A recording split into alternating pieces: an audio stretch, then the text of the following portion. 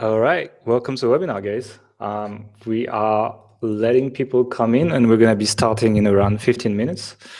I'm not going to be the one talking the most today. Perrin is, which gives me some holidays, and I think puts a little bit of pressure on Perrin. But it's going to be fine, I think. I think people want to hear you more than me anyway.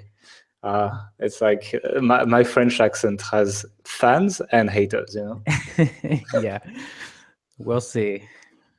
It's gonna be okay. So I can see people are starting to log in actually. So I see Will, Johnny, yeah, 60 people are live already.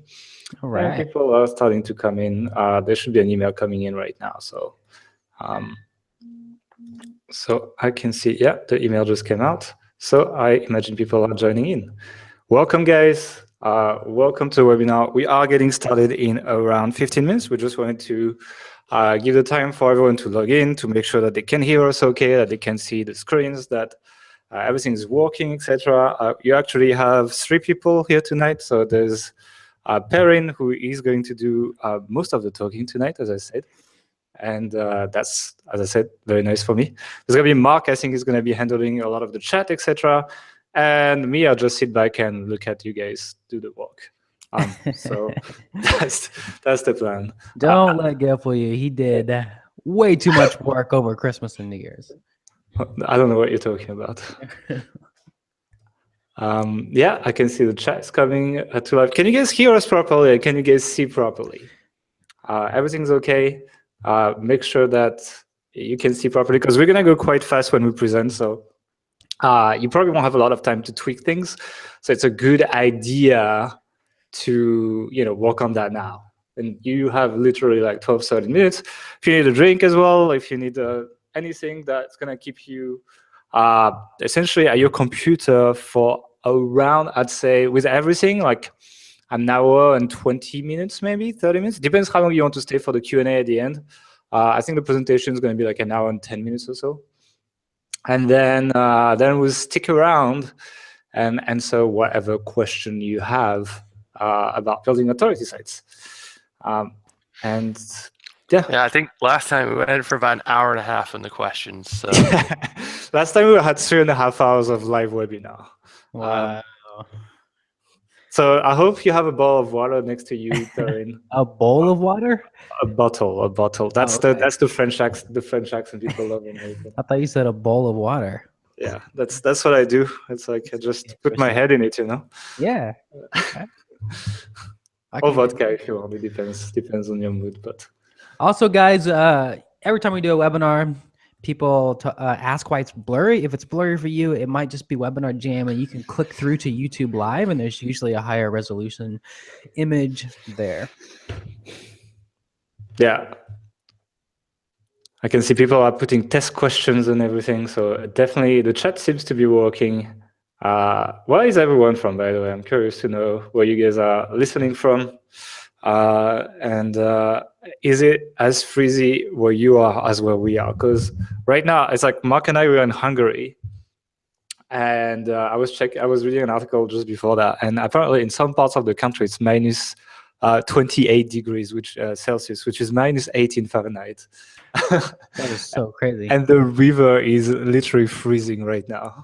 Yeah, I actually moved down south in the United States, and it's been beautiful here forever. But like yesterday, randomly, we got like 8 inches of snow, and when that happens in the southern states, it just shuts down. They're like, well, I don't know. I guess yeah, it's the same in France. Here they don't care, but like in France, like you have like half a centimeter of snow, and like nobody goes to work. All schools shut down. People stay inside and just can't handle it. It's like airports close down as well. It's crazy. So someone's saying in the chat it was minus 34 Celsius in Canada and Alberta this morning. Yeah, that's pretty. I can't even imagine how cold you that win. is. There was an article over Christmas that said like for a couple of days, Chicago was colder than Mars. Did you guys see that? No, I didn't see that. But... Yeah, it was nuts. See, living on Mars doesn't sound like a bad idea anymore, you know? Yeah, say with Elon. I can see people are logging in more and more. We have quite a few people online right now. We're still a bit early. People are gonna come in. Just if you join in, we are starting in a little bit over 10 minutes, 11 minutes on my screen. We're gonna try to start on time because the presentation, there's a lot of material in there. There's a lot of info you can use to build sites, etc. And because it does take some time, we kind of need to start on time. Otherwise, that webinar would last way too long, as I know it will already last too long. But I think you guys will find a lot of value in the presentation. Like Perrin has been working very hard on it in the past few days. All right, let me just check my emails because some people are like emailing me for saying they are struggling to log in or something.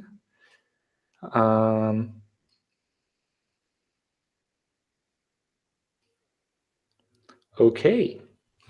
So, by the way, we are live. I know a lot of people are asking, like, is this recorded or something like this? I mean, we might record the presentation, but we are definitely live right now. Right. It's 9:50 p.m. in Hungary. What time is it where you are, Perrin? It's 3:50 p.m. Okay. So it's right in the middle of the afternoon for me. Yeah. So like, yeah, we are definitely live, guys. And so that means we can actually take the questions that come in live and answer them at the end. We won't do questions during the presentation, otherwise, literally we're here till tomorrow. Technical question from Ilan in chat is asking, will there be a way to view a replay after the webinar? Probably, but you know how these things work, right? It's like webinar tools. It's like you plan on doing a replay, and 1 in 3 times, for some reason, it hasn't been recorded or whatever. So I'd highly recommend you stay for the live one if you really care about that presentation. But if we can, we try to make it available. We also understand that some people can't show up exactly at this time, etc.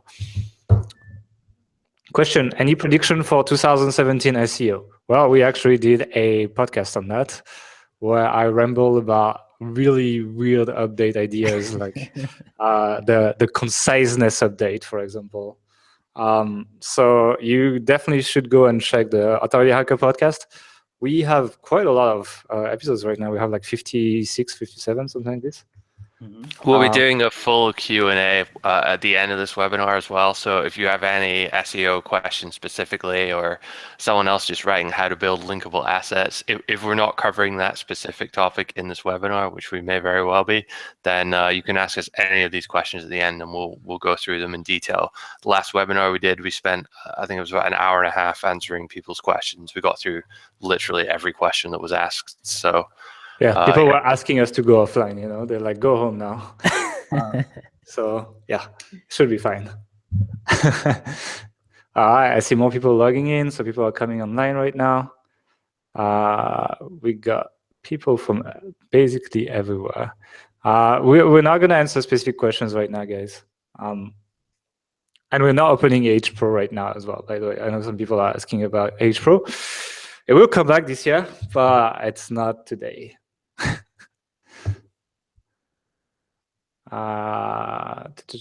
Is Helen Sanders of Health Ambition going to be here to answer questions? She's busy. You can ask that question at the end, and we'll, as we always do, we get this question every time. We'll answer it truthfully. I mean, in a way, she is here. She's everywhere. Afternoon from Toronto. Hello from Johannesburg, Chicago. Chicago, all right. Helen Sanders is hot, haha. Okay. Yes. We can introduce you if you really need a. We got people from London, New Jersey, Scotland, Wales, Tel Aviv. That's really a lot of occasions, guys. Thanks for taking the time, by the way. I know Sunday. Yeah. Well, Sunday is one of these days where it's easier for a lot of people and it's harder for others because, well, family and stuff. So thanks. I guess these are all the people that didn't decide that they'd go to the gym this year as well, So just wanted to say you guys are awesome. Thank you.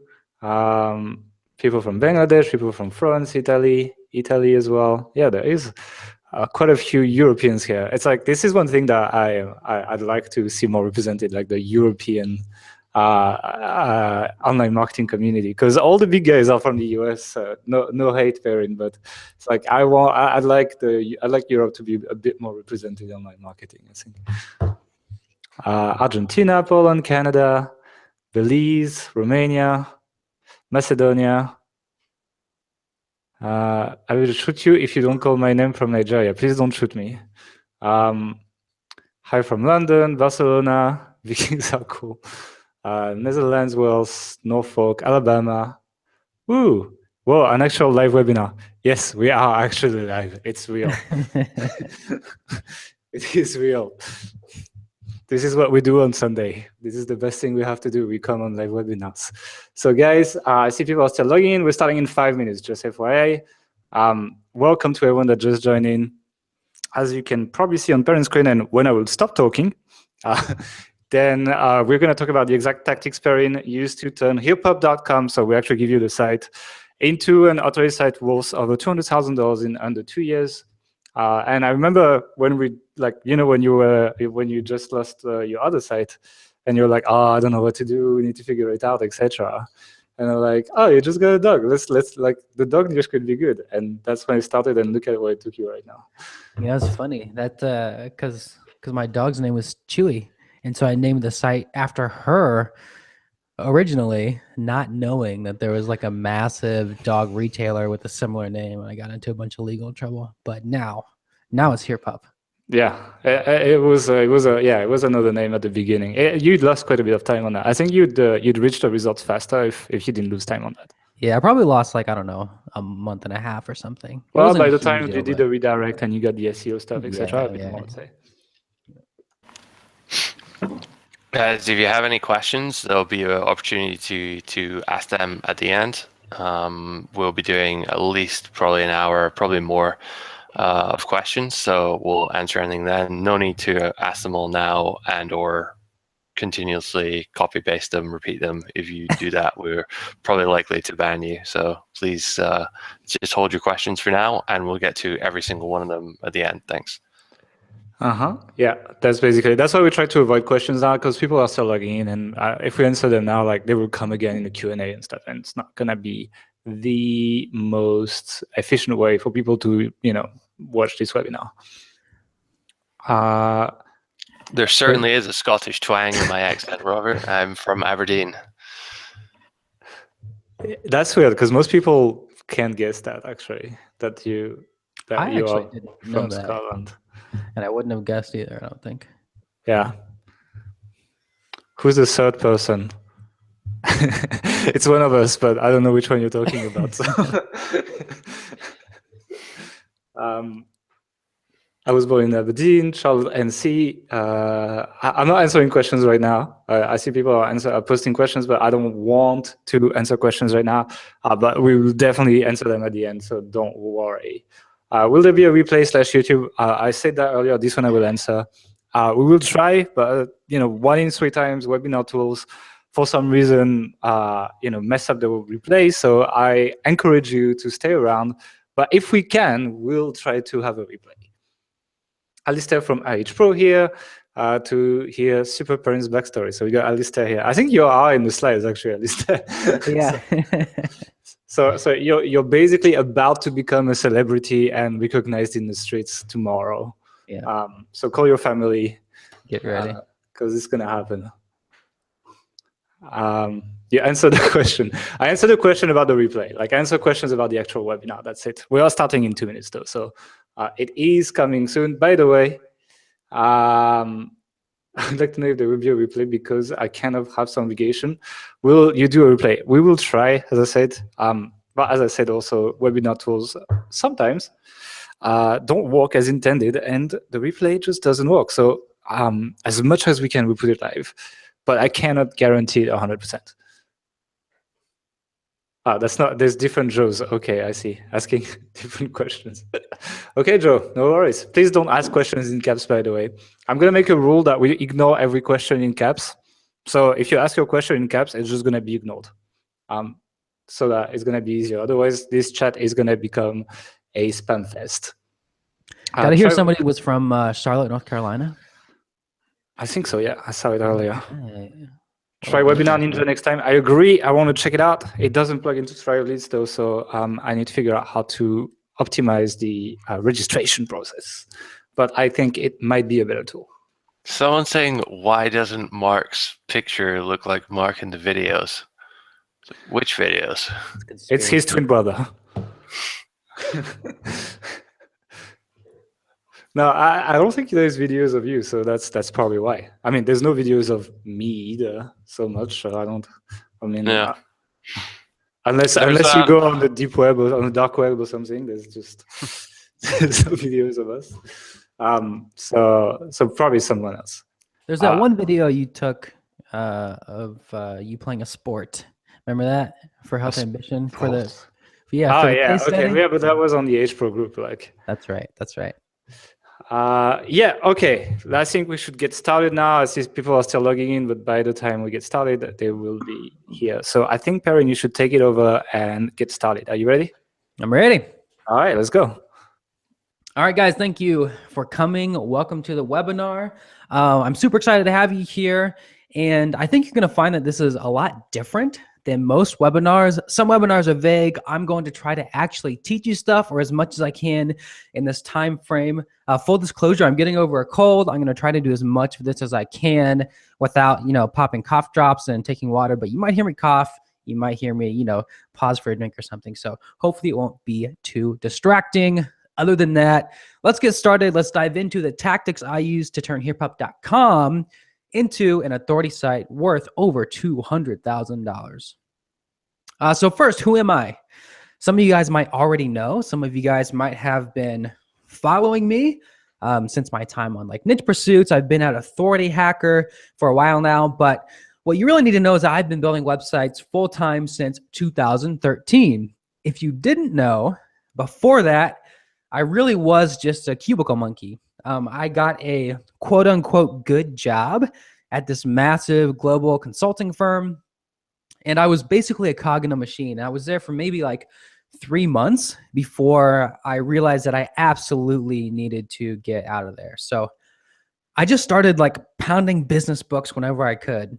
And that was like every single lunch break, every commute, every time I was on the train, every weekend, basically all of my nights. I was determined to get out, stop making other people rich, and start making my own money. And needless to say, there were quite a few ups and downs.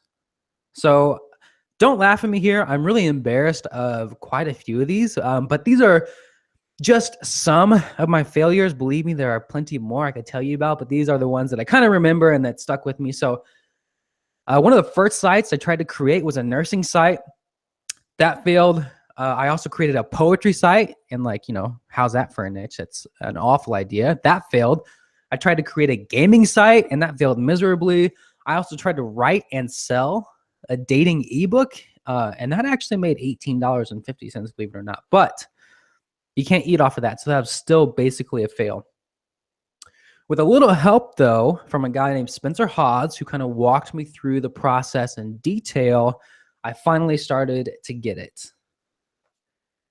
And you guys might remember this too, but this is my first real success. This is a pennyshave.com. It was a site reviewing shaving gear. It's kind of funny to look back at it now, kind of knowing what I know now. But at its peak, it was earning like $4,000 a month. And at the time, for me, having just graduated from college, that was like a second full-time salary. So needless to say, when that site started earning this much money, I was absolutely stoked, and I felt like I kind of unlocked the keys to the kingdom. Little did I know I was doing it wrong. I was breaking Google's rules. I didn't know to what extent. I didn't know how dangerous it really was. And I knew I was kind of doing some shady stuff, but I didn't know how bad it could really be. And long story short, is I lost my business overnight, the whole thing. Had to say goodbye to that second salary, and I was just absolutely devastated. And that's when I really started getting serious about online marketing. For me, when I experienced something that hurt that much, it really kind of motivated me to get better. I started retooling my learning. I started focusing. I started systemizing everything. I started trying to innovate and build on the classic concepts. I also met this guy named Gail. I don't know if you've heard of him, but he's essentially a crazy person. And he kind of took me under his wing and showed me a lot of stuff about real white hat marketing and like real white hat SEO. And then 6 months later, after my business was destroyed, I created herepup.com, and you can see it right there. And this is like one of my first real breakout successes. You can see some earning shots here. These are actually a little bit dated. These are from a blog post we did on my story. But at the time, these were taking, the site was doing like $7,500 a month, and now it's grown quite a bit more. So the site's doing really well. And then this is a screenshot of one of my bigger milestones. This is when I had just crossed like 1 million visitors, which is something I'd never done before. And it's also when it started to feel like a real authority site where I had built a website that had turned into an actual business. So I started with a small loan of $1 million. Now, that might seem like a lot of money to some of you. No, guys, I'm kidding. I just wanted you to wake up. Obviously, I didn't spend $1 million, okay? I started with a small investment of $2,000 plus my own time. And really, it was less than that to get the site off the ground. I probably spent $200 to get it up and running and maybe $1,000 over the first couple of months. And then the rest of that was spaced over like 6 months, right? And with that investment, I turned that site into an asset worth over $200,000. And the asset was also generating me more money per month than any job I had ever had. The best part, of course, was that even though it takes work up front, or the site took work to build up front like these things do, it was now mostly passive. And that's the unicorn we're all chasing, right? It's like that passive income, and that site was doing that. It was awesome. So I'm going to show you as much of that as I can in this webinar. That's what I want to show you. I want to get you started building your own site. To do that, I'm going to give you as much of those systems that I use to build HerePup as I can in this hour or 90 minutes or whatever. So real quick, I'd like you to put distractions away. So if you have Skype open, if you have Facebook open, if you're playing Overwatch like Gail probably is right now, I need you to put it away. We're not going to save this webinar forever, so you're not going to get much out of it if you don't pay attention. So please put all of your distractions away. Also, I want to say, if you stay till the end, I'm going to give you a gift. I'm sure you guys are going to be excited to go try this stuff after we're done. And one of the most important parts, as we're going to talk about, is choosing a profitable niche. I've already prepared a list of those for you. I handpicked them. If you stay till the end, I'm just going to give you that list. You can pick a niche off of there and go try it. So let's dive in. HerePup was built using what we now call the authority site system. And in that system, there are 3 stages, and I'm going to break those down in a second. But the important thing to know is that HerePup spent its entire first year as a stage 1 site. So I want you to remember that that's the type of site HerePup is. And at the end of that first year, it was earning $4,000 a month. So it was a 1-year-old stage 1 site, basically earning me a full-time salary. And actually, the stage 1 elements, the stuff that I built in stage 1, kept growing even after I started moving on to what we'll call stage 2 and stage 3. And again, I'm going to break these down, so don't worry about what those mean. I just want you to know that HerePup was a stage 1 site first, and it was earning lots of money in that stage. All right. Oops. Okay. So what is a stage 1 site? Stage 1 sites are essentially affiliate sites. They use SEO to generate traffic, and they focus on product reviews as their primary stream of revenue. So product reviews that generate money with affiliate links. And we're going to talk about each of these stages specifically for context, but that's what a stage 1 site is. The whole system, the way we do authority sites, they have 3 stages.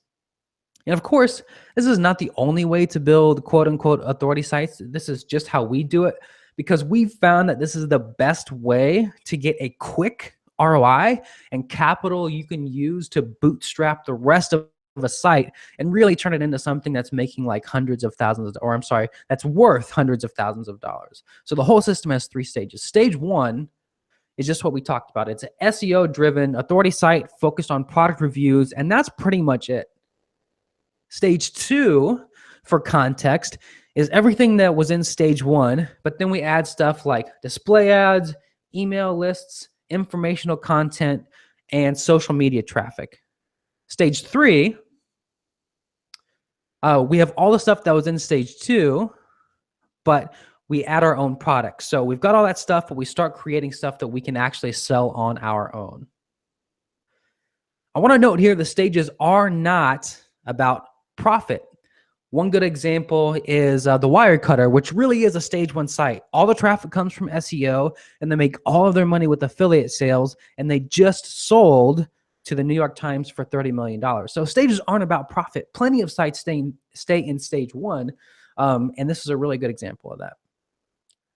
So why do we build a stage 1 site? And more importantly, when we're going into the authority site model, why do we focus on mastering stage 1 sites, which is what I did with HerePub? Well, the first reason is that they have a really good ROI. And as far as like building a web property, we think they have maybe the best ROI.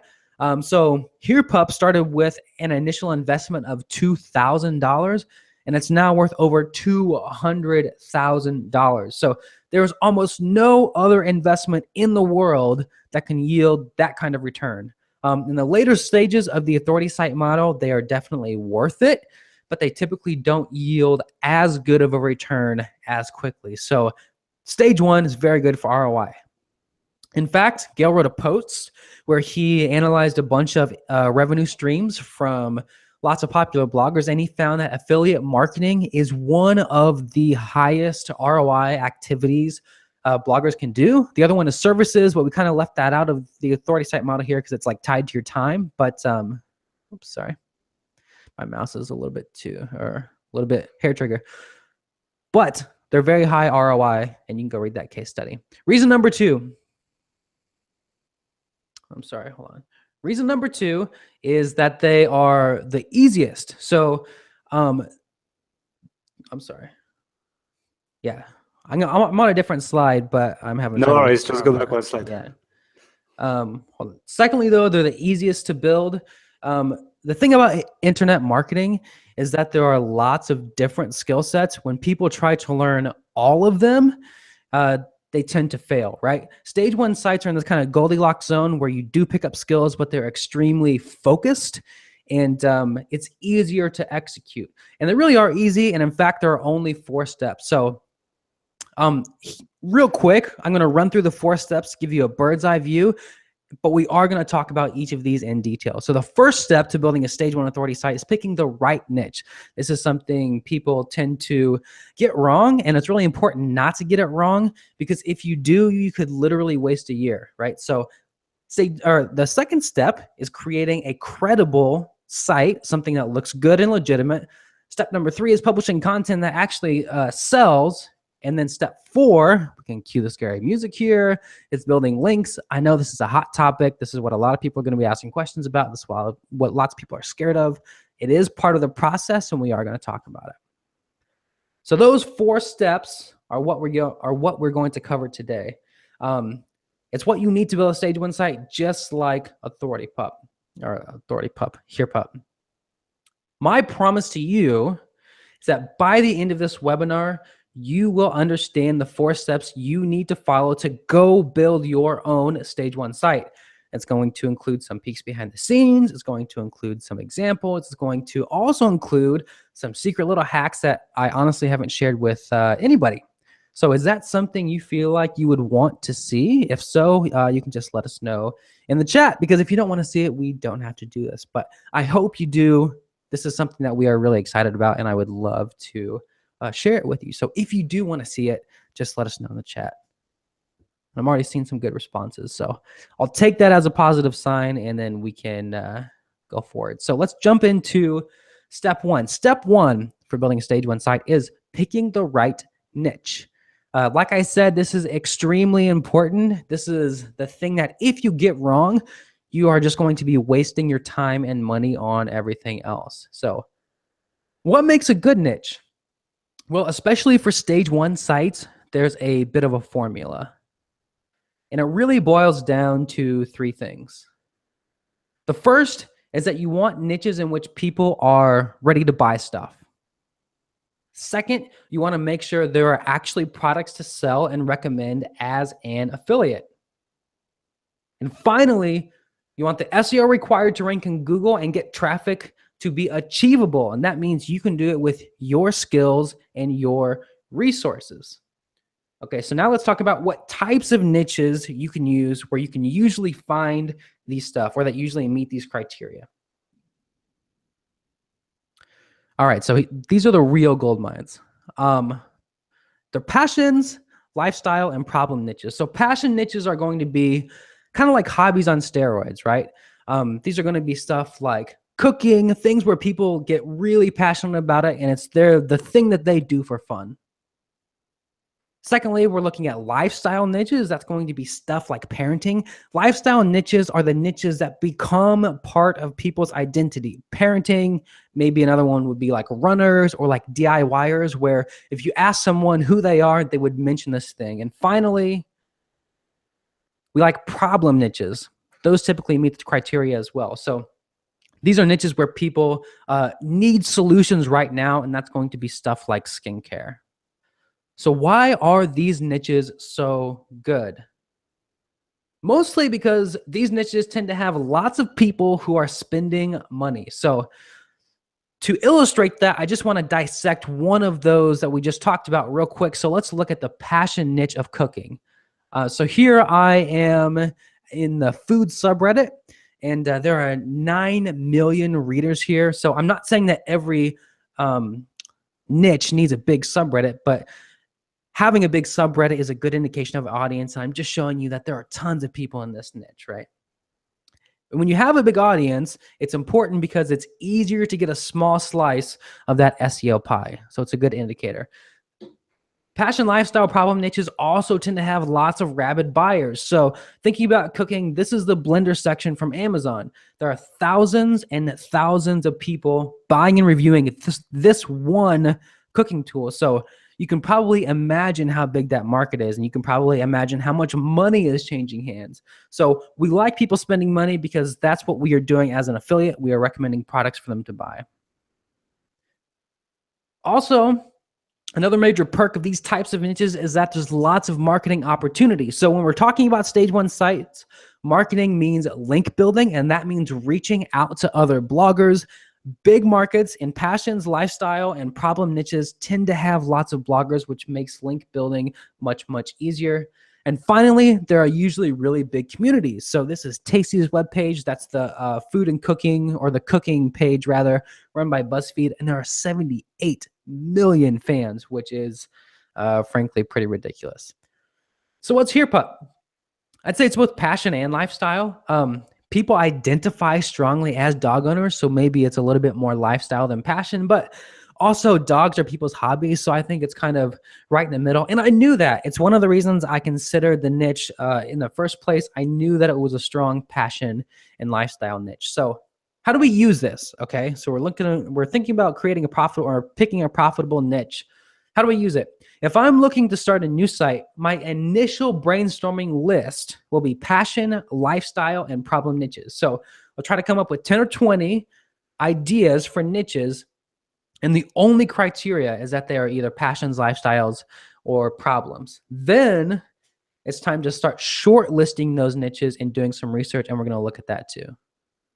So after I have a list, I use 9 criteria to weed out the ones that might work and the ones that might not. So these are sort of subsets of the 3 main requirements of a good niche. Remember, we were talking about niches that needed people who are ready to buy, they needed products to recommend, and they needed achievable SEO. So we've got 9 criteria based off of those 3 main requirements that we use to start shortlisting our ideas of 10 to 20 niches.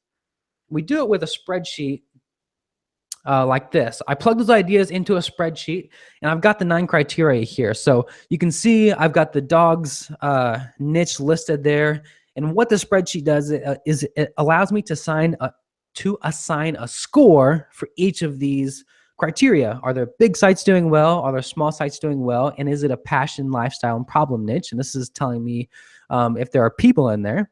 And then for products, we ask, are there physical products? Are there info products? And is there ad revenue in that niche? And that's telling me if there's stuff to sell. And then, is it easy to find keywords? Are they low competition? And are there niche sites ranking? And this gives me an idea for the SEO potential. So I plug all those in, and I'll do that with 10 or 20 niches. And in the spreadsheet, we've created a little bit of a formula. And that formula will just help us, and of course this is subjective, but it'll just help us see which niches tend to be rising to the top, and it'll help us create a short list, right? So by the way, if you want that spreadsheet, I'm going to show you how to get it at the end. So don't worry about writing it down or anything. I'm going to show you how to get access. So I'll use that spreadsheet and those criteria to make a short list. And I'm really looking to narrow it down to like 2 or 3 niches that look good at a glance based on those criteria. And then I want to dive a little bit deeper. Now, we, of course, have like an extremely in-depth process for doing detailed niche research, but we only have so much time here, so I'm going to give you kind of the abbreviated version. And the first step of that, of doing in-depth research, is to identify competitors. And again, with these 2 or 3 shortlisted niches, I'm looking for 10 to 20 each. And specifically, I'm looking for competitors that I think I can compete with. So what you want to do that is Google a few common sense keywords. We're looking at a hypothetical paintball niche, like maybe that's a niche we want to get into. It was on our short list. I'll plug in a few common sense keywords here. That's best paintball guns. And I'm just looking at the strength of the pages and the sites that are ranking. And here we can imagine for this particular niche and this particular keyword, there are some good indications there that there are sites I can compete with. I've just turned on my Ahrefs bar, and I've looking at, maybe for some weaker sites, you might need to get to know Ahrefs and their scores and metrics a little bit. But I can tell you that this domain rating 46 site that's ranking up near the first spot is something that I do think I can compete with within the first year. When I find a site that looks relatively weak, I'll turn on the Similar Web Chrome extension, which is a free extension, and you can use that to check traffic. It tends also to be the most accurate traffic tool out there, which is really cool, and it's free. And then if I find a good site that has, a low authority plus some decent traffic, I'll use the Similar Sites Chrome extension, which is also free, to find the sites that are like this one. And if you find a couple of those and those look good, you want to then look at product opportunity on Amazon. We do this because we want to make sure there are enough products to write about and recommend as an affiliate. So I'll head over to Amazon and I'll visit the main categories and subcategories of the niche, and I'll record the product types and the major brand names. I'll also note just the raw number of products and reviews. And we do this because we want lots of products and we want lots of buyers. So here I'm looking at paintball guns. I might record this brand, which is Titman, and then I might sort of poke around in the sidebar and see what other products I might be able to recommend, and then I will record those as well. So here's a quick hack for you guys, something that maybe not a lot of people talked about.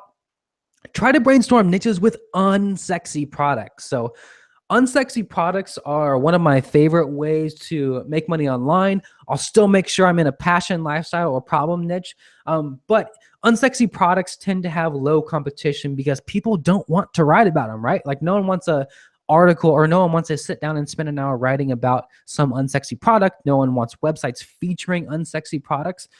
But if it's something somebody needs and wants to buy, it can still make good money. And this is a really good example of that. So this is just diapers, right? This might be the perfect example of an unsexy product in a passion, lifestyle, or problem niche. So the lifestyle here might be parenting. This is a product where there are lots of demand. We can see the number of reviews is almost 7,000. It's also only $30, and that's right in the sweet spot for like what people like to spend online. So it's extremely viable, but needless to say, it's very unsexy, and that's something I would that would pique my interest if I was looking at markets. The opportunity to write about unsexy products. So that's a little hack for you. Then I'll do some brief preliminary keyword research. So nothing extensive, but I'll crack open our favorite keyword tool, which in this case is Keyword Finder. We actually use a couple different tools. And I'll combine some buying intent footprints, and we're going to talk about those with some of the product types and some of the brands we found. So here I've looked at Best Paintball Markers, which is a product that I saw on Amazon, and I've combined it with Best. And I'm just looking to see if there's some volume and if they're relatively easy. And here you can see that it is, and that's a pretty good sign. So basically, that's a really abbreviated version of what we do, and it's because we're kind of constrained by time, but it should be a good start, and hopefully something you can do is use rather. One thing I want to say is that you do want to research niches thoroughly. However, you shouldn't spend too much time. I've seen people take like months to choose a niche, and that is not a good way to make money. So maybe limit yourself to like a week or something. That's usually what I take to research new niches for new sites, but certainly very important. So step number 2 is creating a credible, good-looking, legitimate site. Why is that important? Why do we need to create a credible site? First, and most importantly, it makes marketing 100 times easier. So for a stage 1 site, marketing consists almost entirely of building links.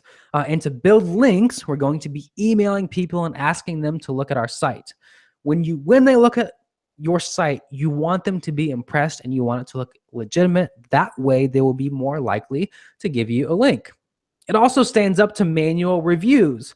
I'm talking manual reviews from like Google and manual reviews from Amazon. So if by chance a Google employee comes across your site or an Amazon employee comes across your site, you want it to look credible and legitimate so you don't get shut down. Basically, you are reducing risk. And also, it leads to more business opportunity. We start with stage 1 sites, but we do like to expand into other stages, and we like to grow in different ways. So if you have a legitimate, credible, good-looking site, it's easier to talk to real businesses and figure out other ways to make money. So what do credible sites actually look like? Credible sites kind of have 3 components in my view, and that is good branding, good design, and good quality. Quality might include technical stuff, but we're talking about the quality of the writing there. But those are sort of the 3 components. And here's a real quick look at HerePup, and you can kind of see how I did it. I'm sorry.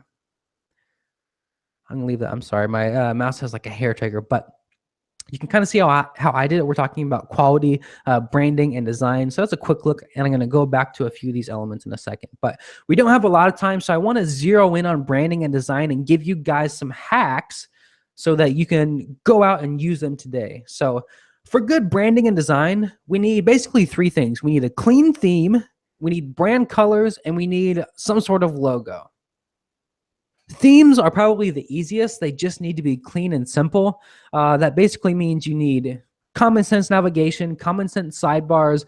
It usually means dark text on white background and design that doesn't have lots of like frills and crazy stuff all over the place. But other than that, you just need to make sure the theme isn't like super slow and that you like it. For our part, lots of us in the community use Thrive themes. You can find these at thrivethemes.com. HerePup is built on a Thrive theme, and I really like it, although it does have sort of a learning curve. Another popular theme is Newspaper by Tag Div. The last I checked, this is the most popular theme in the world, and that's because it's very well built, it's very fast, and it's very well designed, and it's super clean, so you can check that one out as too. Brand colors can be a little bit trickier, so I want to give you guys a couple good hacks to figure out good brand colors, because when you get these wrong, it can make your site just horrendously ugly. So it's important to at least choose brand colors that aren't terrible. So first resource I like for this is brandcolors.net. Brandcolors.net will show you a whole bunch of major brands and their associated brand colors. So all these companies are doing millions of dollars. So at the very least, you'll know these brand colors aren't complete crap. And if you don't have any design skills, it's not a bad idea to just hit up this list and choose one and then steal those brand colors and make them your own. I usually like to stick with ones that are only 2 or 3 colors. The other resource I like is color.adobe.com. So if you want more personal colors, this is Adobe's color palette generator, and it uses color science, yes, that's a thing, to help you pick brand colors that work together. So if, for example, you know you want purple, but you don't know what other color you want, you can go here and they will help you pick that. So these are HerePups brand colors. I honestly didn't put too much thought into it. I just picked 2 colors I liked, blue and orange, and I used the Adobe Color tool to make sure they work together in some way. And then I just ran with it. Logos, the last element of good branding and design. The trick there is to keep them simple and consistent with your brand. It's, of course, pretty difficult to give specific advice on logos because every market, demographic, and style is going to be different for every site. But in general, logos are better when they are simple and consistent. To outsource logos, we actually like Fiverr. I know Fiverr is kind of a dirty word in the internet marketing community, but you really can go to Fiverr and get some good logos.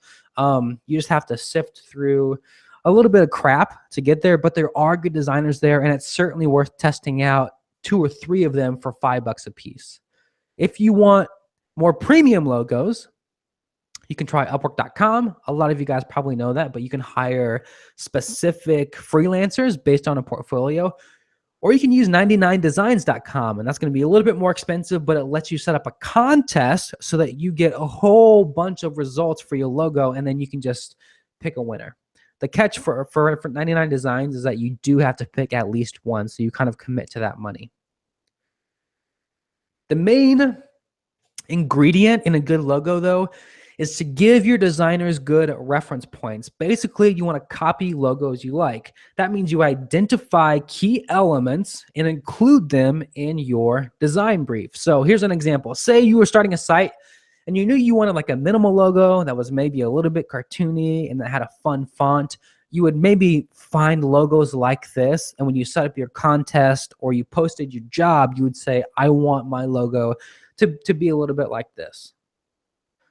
Or, and this is probably my favorite hack, you can make your own really easy without spending any money. And you do that by just combining 2 fonts and 2 colors. So these below I made in just 5 minutes, and it would be perfectly fine for any authority site. And actually this Hair City one looks like something that you could use forever. I think it's a really good logo. But I just picked fonts that were in PowerPoint. I played with like bold settings and colors and stuff until I found stuff that looked, a little bit good. But you really can just make your own with different fonts in the Microsoft suite. Here's HerePups logo. I'm sorry. There's some audio on that slide, but that's a HerePups logo. It's just fancy text with a paw print on the exclamation point. It's something that is not really fancy. I just, wanted something simple that kind of spoke to dogs, and that's what I ended up with, and I really like it. And finally, a design hack that makes a huge difference, especially if you are on a budget and you don't have a lot to spend on design, is font. So this really can make maybe the biggest difference of any of the design choices. And it's just choosing a good, simple, interesting font that fits your brand. So one of my favorite tools is fontpair.co. Fontpair.co gives you a list of a bunch of different fonts that have been paired by designers, and then you can pick those and then use them on your site. This one, for example, I think would be a really great combo for like a higher end market or a beauty site. So those are the design hacks. I know that's a little bit brief, but hopefully it will help you take your site to the next level and make it a little bit more credible, a little bit more legitimate, so it's easier to market. Let's move on to step 3. And that is maybe the most important step in this whole thing, is to publish commercial content that actually sells stuff. So what is commercial content? Commercial content is any article on your site that includes affiliate links. And honestly, this is where most bloggers fail. They either publish the wrong type of content, which is what I see maybe the most, or it's not structured to push people to action. So let's talk about what good commercial content really looks like. All right. So good commercial content needs two things. The first one is that it needs to target keywords with low competition and strong buying intent. This is how we generate SEO traffic. The second thing it needs is to gently push people to action. And for us, action means clicking on affiliate links. So essentially, it just follows the simple model that you'll see outlined in this graph. People will type in a keyword to Google that has strong buying intent, like best pet toys. They'll land on our article, which is maybe like best pet toys for pit bulls.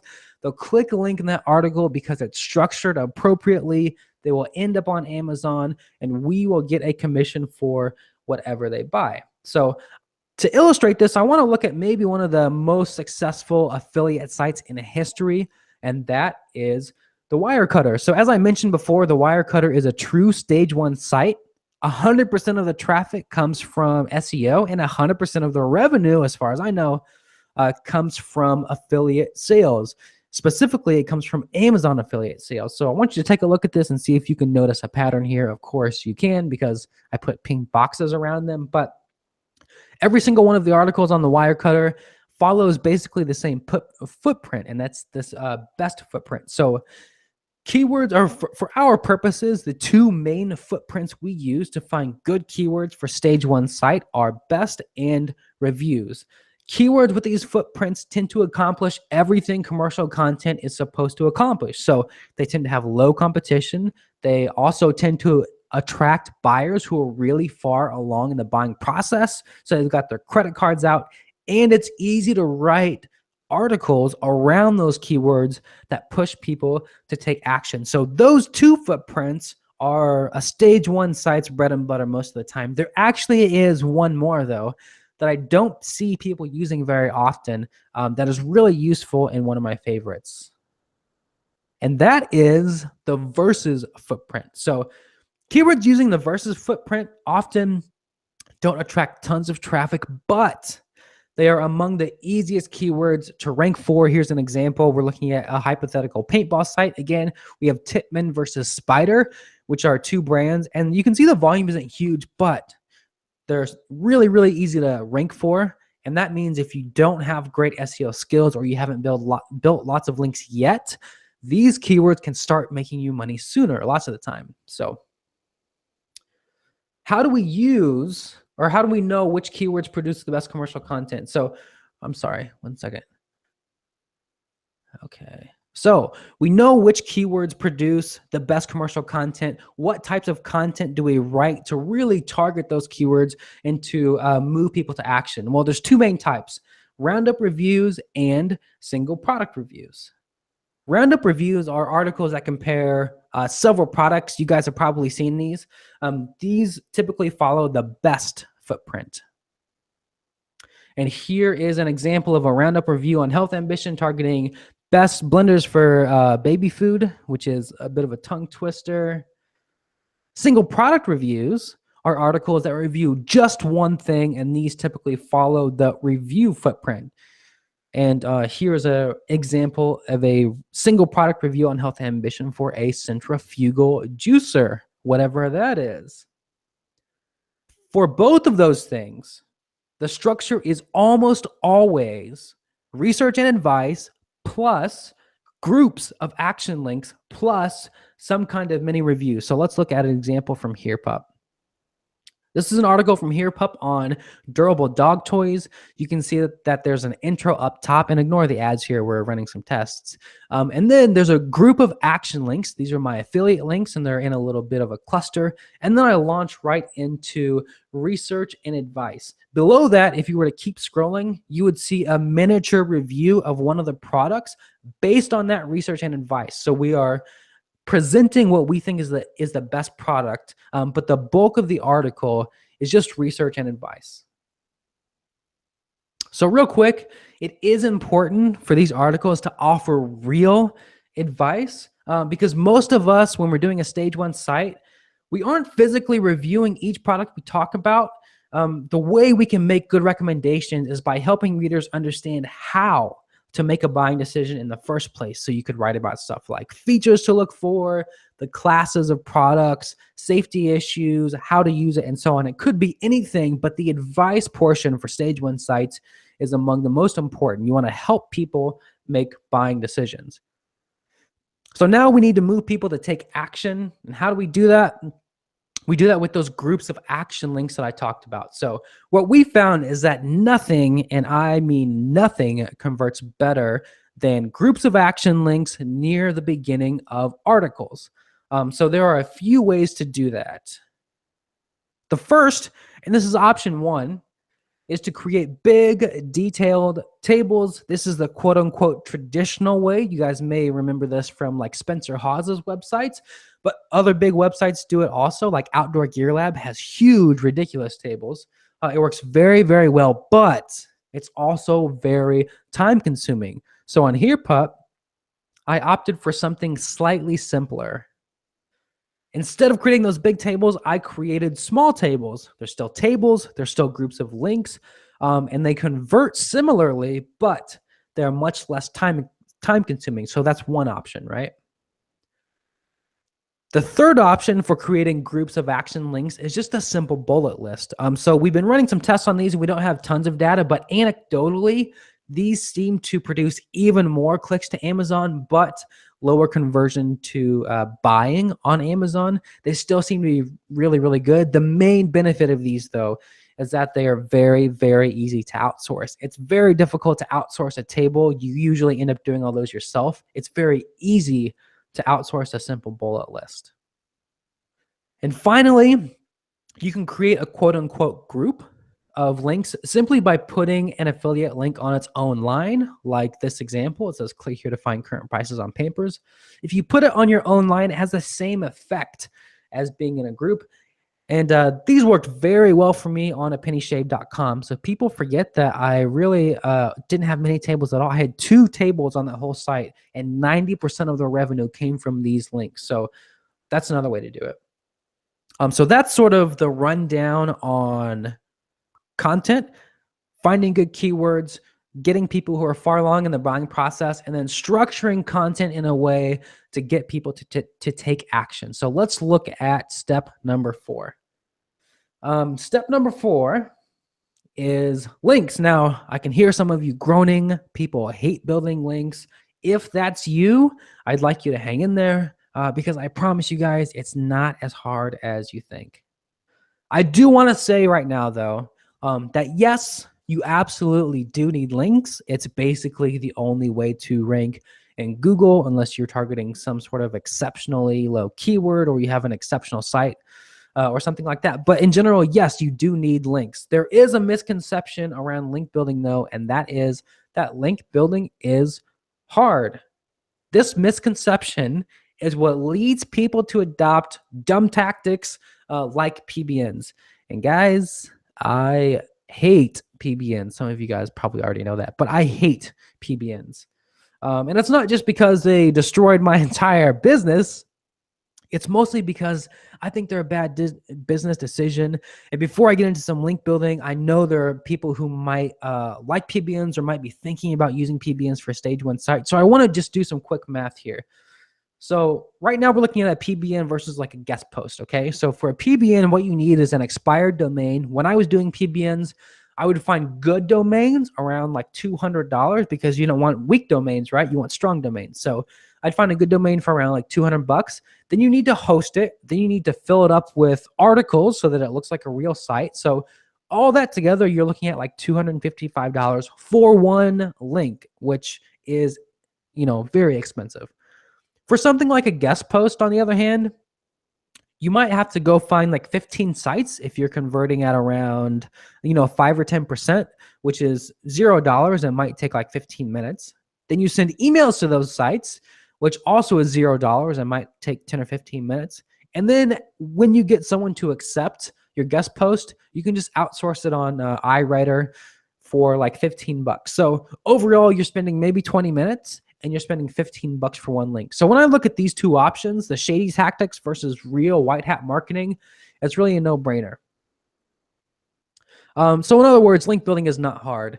honestly, it is easy and it doesn't even take more work. So when I talk to people who are kind of afraid to dive into link building, they think it's difficult and it takes more work. But I just wanted to debunk that myth because I don't think it's really true. And guys, I'm with you. I used to think it was hard.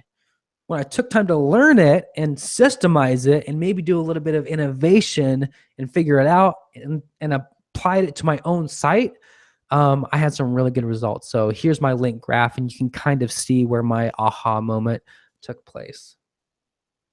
So of course, there are lots of tactics. The one I want to focus on today, and we have systems for everything. So we dabble in every tactic, and we have some that we do lots and lots of. The easiest way to get links is guest posting, and I'm going to show you exactly how we do it. There are two main ways to guest post, and I'm going to show you each of them.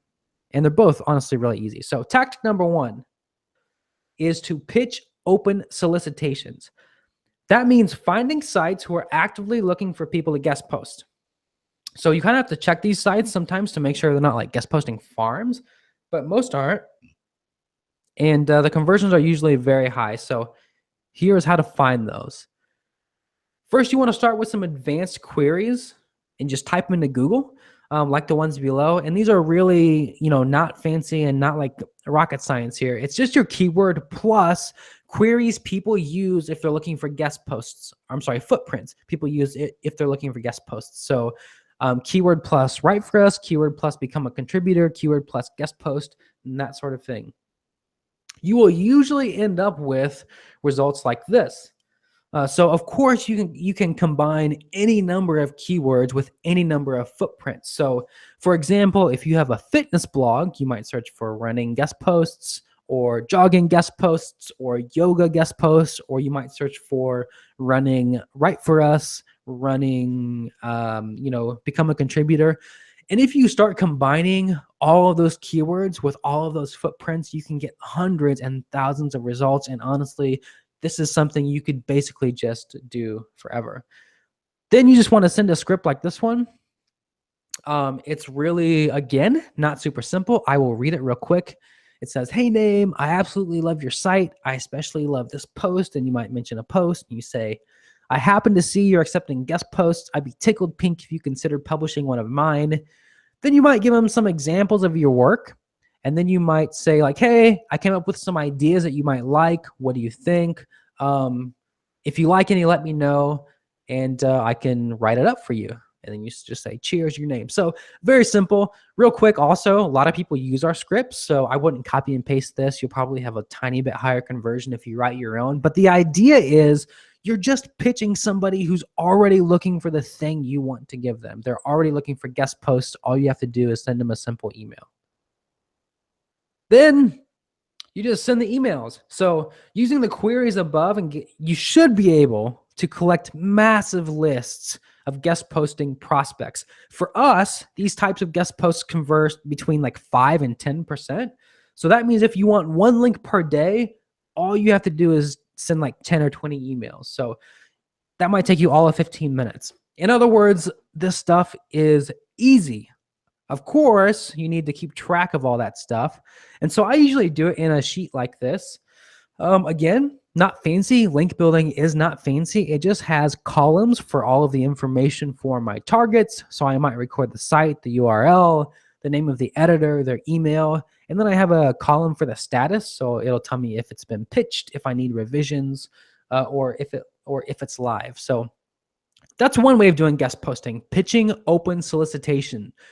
There is another way, and I'll show you that. And it's one of my favorites because it can get you like the really super duper insane links that people think are impossible to get. And that is making friends with top tier editors. Again, this is how you get like the serious power links. The funny part is the process is even simpler. So you find the top 20 sites in your niche. This is the process. Then you identify the editor. These are usually going to be on like staff pages or about us pages, or you can find them in articles. And then you just reach out and make friends. So you don't ask for anything. You just reach out and say, "Hey," and maybe you ask a question or maybe you flatter them. But the idea is just to make friends. Then after they like you, you might say like, hey, I was wondering if you need some free content. I know you're busy. I'd be happy to write it for you to make your job easier. 9 times out of 10, if you are already friends and you say something like that, they will say yes. I use this tactic to secure a link on Dogster.com, which is probably the most authoritative dog site on the internet. Last I checked, it was like DA80 or something like that. So extremely authoritative. And I'm still friends with that editor. So this really, really does work. And it's good if you're going to, if you want to spend more time on higher quality links, this is probably the best way to do it. So here's a final hack. This is a way to expand your guest posting prospects until they are essentially infinite. And that is to guest post in other markets. A lot of people like to, or don't like to do this, where they stay away from this because there's an old adage that guest posts or links need to be relevant, and they do. But you can guest post in other markets if you find a little bit of common ground and you can write an article that is relevant to both your site and the site it's being published on. So here's what I mean. Suppose we had a parenting blog. We like the idea of writing about diapers, and we dove into that niche. And then maybe you did some link building and you were kind of running out of parenting blogs to pitch. One thing you could do is email yoga blogs and pitch something like 7 yoga routines for busy moms. So that's something that's perfectly natural to post on a yoga blog, and it's perfectly natural for it to link to a parenting blog. And it's also natural for someone who owns a parenting blog to be writing that article. So this is something where, like, if you do it in only one market and it's all of your links, it might be a little bit shady. But if you do it in lots of different markets, you can build a really diverse link profile, and your link possibilities, your link prospects can basically be endless. So that's a quick breakdown of maybe the easiest link building tactics, the one that I really like. But listen, okay. At this point, if I were you, I would be very excited about running out there and starting my own stage 1 site. And why wouldn't you be? You know, if you only achieved moderate success and you reached $4,000 a month in 2 years, and really, like, judging from what we see from our students, that is not out of the realm of possibility. That's very doable. So if you only achieved a moderate level of success of $4,000 a month in 2 years, you'd have an asset that was worth $120,000. That's how much you could sell it for using the current market multiples. Or you could not. You could just keep it, and you could keep earning $4,000 a month for basically ever. But I also want you to remember how many times I had to try to actually achieve some level of success online. So again, guys, don't laugh at me. I just felt like I had to remind you of some of my terrible, embarrassing failures. And I want to help you skip all that. All right. So I've already done the trial and error part. I've had businesses that have failed, and you shouldn't have to. Instead, I want to give you the benefit of my knowledge. I essentially want to give you the cheat codes for profitable stage 1 sites. Now, we've covered lots of stuff in this webinar, and you can take that knowledge and you can use it. But this webinar was, it was just a webinar. It's only like an hour or 90 minutes or whatever. So there's not much you can cover in that short of time, and it's honestly kind of constrains me to talking about like basic tactics. I do have something much more advanced. It's something where we actually show you how to do this stuff by building a site right in front of you. You build a site, or we build a site from zero to finish in like a over-the-shoulder style. So I'd love to show that to you, but I need you to tell me if that's something you would like to see, because we don't have to show it to you. But if you do want to see it, just let us know in the chat, and we can go ahead and talk about what it's all about, what's in there, and how we managed to build something where you can see us do all of these tactics over the shoulder. Awesome. I was hoping you would say that because we have documented literally every step of the process live. You can watch us do it. And I want to introduce you to the authority site system. So this is the Ultimate Authority Site Starter Course. It was created by both Gail and I over the course of several months in a rather painstaking way. And first of all, just to let you know what this is about, the Authority Site system is essentially the process of us building a brand new stage 1 authority site and you following along as we go from finding a niche to having the full site live and done. This is a brand new site that we do, so it's not Health Ambition, it's not HerePup, it's not a case study. We are literally doing it from scratch. So we follow everything, and you actually watch us build it over the shoulder. It includes 75 training videos along with text lessons across 5 modules, and there's something like 60,000 words of content, so we just wrote a ton for it. Here's the basic structure, just so you know what you'll be doing. So first, we lay the foundations of good marketing theory because there are a few things you need to understand before you get started. Then we walk you through niche research and keyword research live. And again, this is not theory. You can actually watch us do it for a new site, and that's something like 12 videos. We also give you literally every spreadsheet we use. If we use it in our business, we've made an exact copy for you to download, take with you, so you can use it too.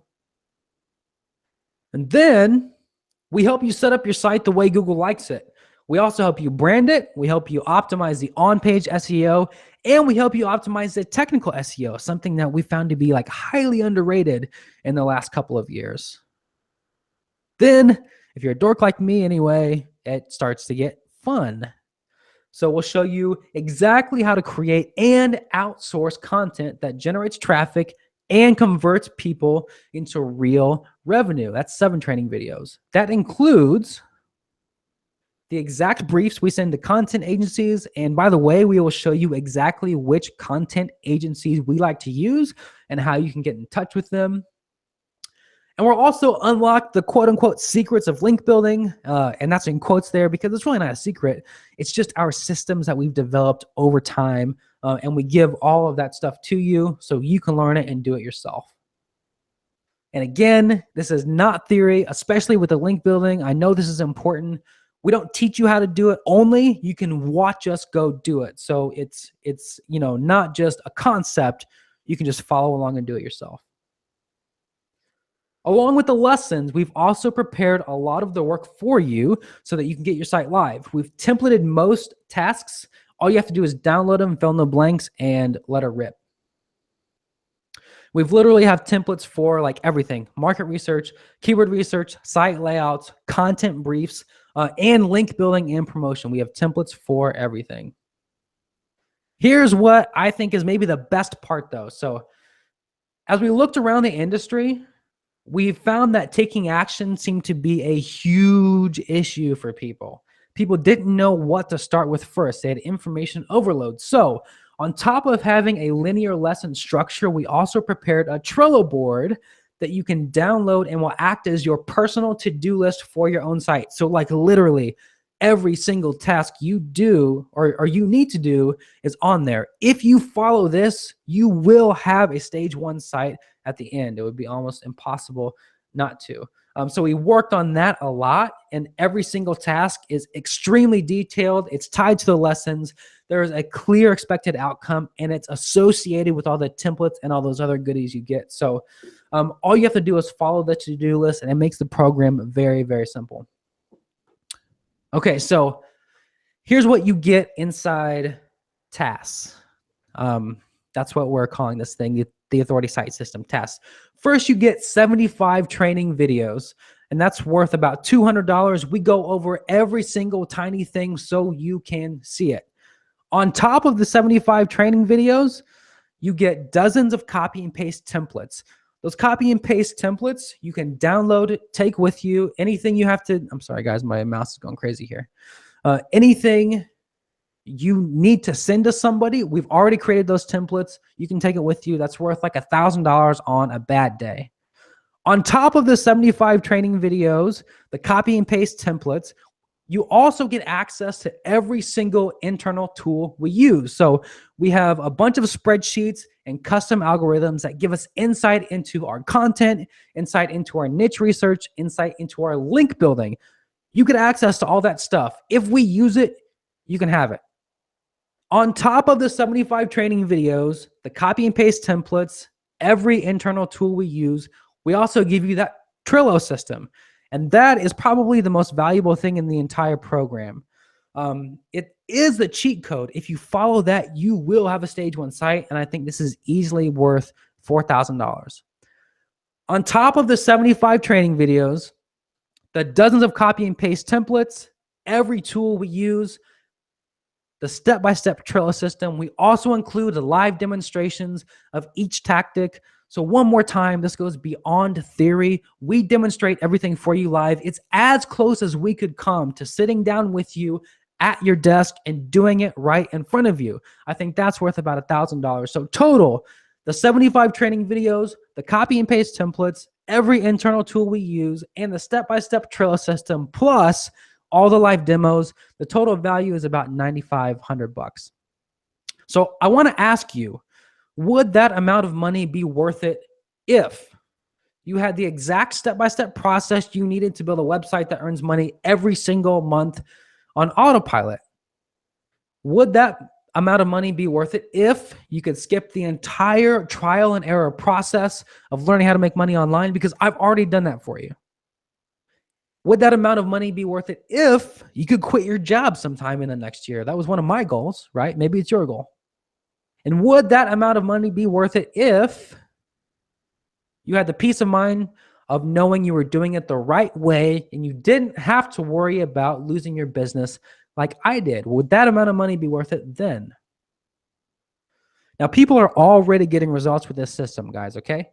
So I want to read you a couple of these. This is from Robert Botha. He says, I started my first content site 7 weeks ago, and I've already made my first affiliate sales, which means I'm on the right track to becoming a total baller. The authority site system was launched at the perfect time for me just 2 or 3 weeks after I started my site. I was able, and I think this is important, to course correct and avoid newbie mistakes that would have been a total pain in the ass to fix down the road. The highly actionable start-to-finish process of building authority sites documented by Gail and Perrin is a must-have if you're just getting into this game. You will save so much money and, more importantly, time that would have been spent dicking around following the all-fluff, no-action advice given by quote-unquote gurus on their blog. Cut out the middleman and learn directly from the pros the first time around. Here's one from James. I don't believe in reinventing the wheel, so the authority site system was the exact blueprint I needed to start right away. The system is detailed but easy to follow. I can't even imagine the amount of time and frustration this has saved me. It's efficient and effective. Eric says, if you are looking for a step-by-step, easy-to-follow system to build an authority site from scratch, TAS is the way to go. Everything is laid out properly. All you have to do is follow exactly what has been taught in the system. They even included templates and checklists on things to do throughout the journey. This is a no-brainer system to follow. Todd says, the authority site system has given me the structure needed to stay focused while taking specific action that will help me monetize my sites from the beginning and through various growth stages. And then Hugh, I think that's how you pronounce his name. Hugh says, couple of things I really enjoyed about TAS is the ability to work at your own pace, follow proven systems, and the support is second to none. We also showed it to veterans, and this guy is here with us today. Alistair, he says, the authority site system is going to cut short a lot of my conversations because in the future, if someone asks me how to build a website that replaced my job, I can simply point them in the direction of TAS from Authority Hacker. It's all in there. And best of all, Gail and Perrin structured the information in a step-by-step format. This helps to make sure you are always working on the right thing at the right time, because this is one of the biggest problems for beginners and pros alike, working on the wrong thing at the wrong time. So if you want an authority site on Rails type of course, then this is the one to get so you always stay on the right track. Also, if the pro community is anything to judge by, Facebook group alone will be worth the price of admission. So how much does this thing actually really cost? Remember, the value is $9,500. Of course, it doesn't cost $9,500 today. It's normally $597. But we want to help you out a little bit. We want to get as many people started making their own sites as possible. So today it is $497. This is a special. I want you to know that the price is going back up in about 3 days. So it's absolutely a limited time thing. It's $497. So if you want to get started now, you can click the button in the sidebar, or you can sign up at authorityhacker.com/system. And of course, if you're not 100% happy, there's a 30-day money back guarantee. By the way, I didn't forget about your list of niches. I do want to give that to you. So if you want the list of hand-picked niches that you can take and go start a site right now, if you want, go to authorityhacker.com/niches-webinar. So I know that's a lot of information. We are going to stick around for questions as long as it takes. And to get that started, I'm going to kick it back over to Gail. All right, I am back. We had a lot of fun on the chat, so that was cool. Congrats, Perrin. That was a good presentation. I just wanted to say, like, people were actually trying to guess how much the price was going to be when you were presenting the product. And I literally said that the person that was the closest would get a free call with me. All So right. there has been a little bit of a contest here. I'm going to check on the chat. So you guys will be we'll be able to show you guys. By the way, I'm definitely supposed to show the slide right now, but you can go on authorityhacker.com/system to check it out. And now we are going to jump onto the Q&A. So if you have questions, we have marked your questions so far. But if you have questions, please post them on the chat. And some people wanted more advanced stuff. Like, please bring it on. I love talking about advanced stuff. So can't wait to talk about that stuff. And we'll definitely go over advanced stuff. So Mark, can you just go through the backlog of questions while I'm sharing my screen? Yeah, so there's like 1,001 questions here. We'll try and get to them all. Guys, just want to say, please don't ask your same question twice or 3 times. We will get to them all. Mark them as questions. We'll go through them all. We'll spend as long as it takes. Just a few to prioritize, like product-related questions. First, Sean asked earlier, does this have a money-back guarantee? Yes, it does. 30 days, no questions asked. Anytime in that first 30 days, just send us a message. If you're not satisfied, and we'll refund your full price. You don't even have to justify it. Just if you can't pay your rent or something, no problem. Next question was from Mark, who just recently asked, is the content available now, or is it drip fed? So it's all available. 100% of it is available right now. As soon as you complete your purchase, you can get it all. It's a product we've worked a long time on. Like Perrin and I mean, he can relate. He's done half the videos. I've done half. So you're gonna have to deal a little bit with my accent. But in exchange, you get a bunch of WordPress tricks, etc. And I saw a lot of people talking about tables and so on. Like, you literally see me building these things. So that should help a lot of people that were asking these kind of questions. But it is a pretty significant program. I've been going through a lot of similar competing programs in the industry before we built that one, just to figure out what was wrong, etc. And I think what really makes that one different is that we're actually doing it. Like, we're not like, there is some PowerPoints at the beginning when we cover the basics, because it is theory. But as soon as we get into practice, like, you see us do the keyword research, you saw the spreadsheet screenshots, etc. We have many of these. You saw the to-do list. You will see that we actually like log on WordPress and build that site. And the case study site is essentially like a whole site. I think it has like 55 pages or something, and it's it is a. I didn't see any other course that actually really builds the whole site and thinks about it from a project management perspective. So I think after that mini pitch I just did, we should definitely jump onto a Q&A though. Yeah. Okay. And a lot of people are going to be asking, where's the list of niches? If you look at the bottom left of your screen, the link is there, authorityhacker.com/niches-webinar. So you can get them all there. And yes, whoever just asked, it is lifetime access. And you don't need Authority Hacker Pro, no, Joe. Okay. So this is quite an important question, which my dual asked a while back.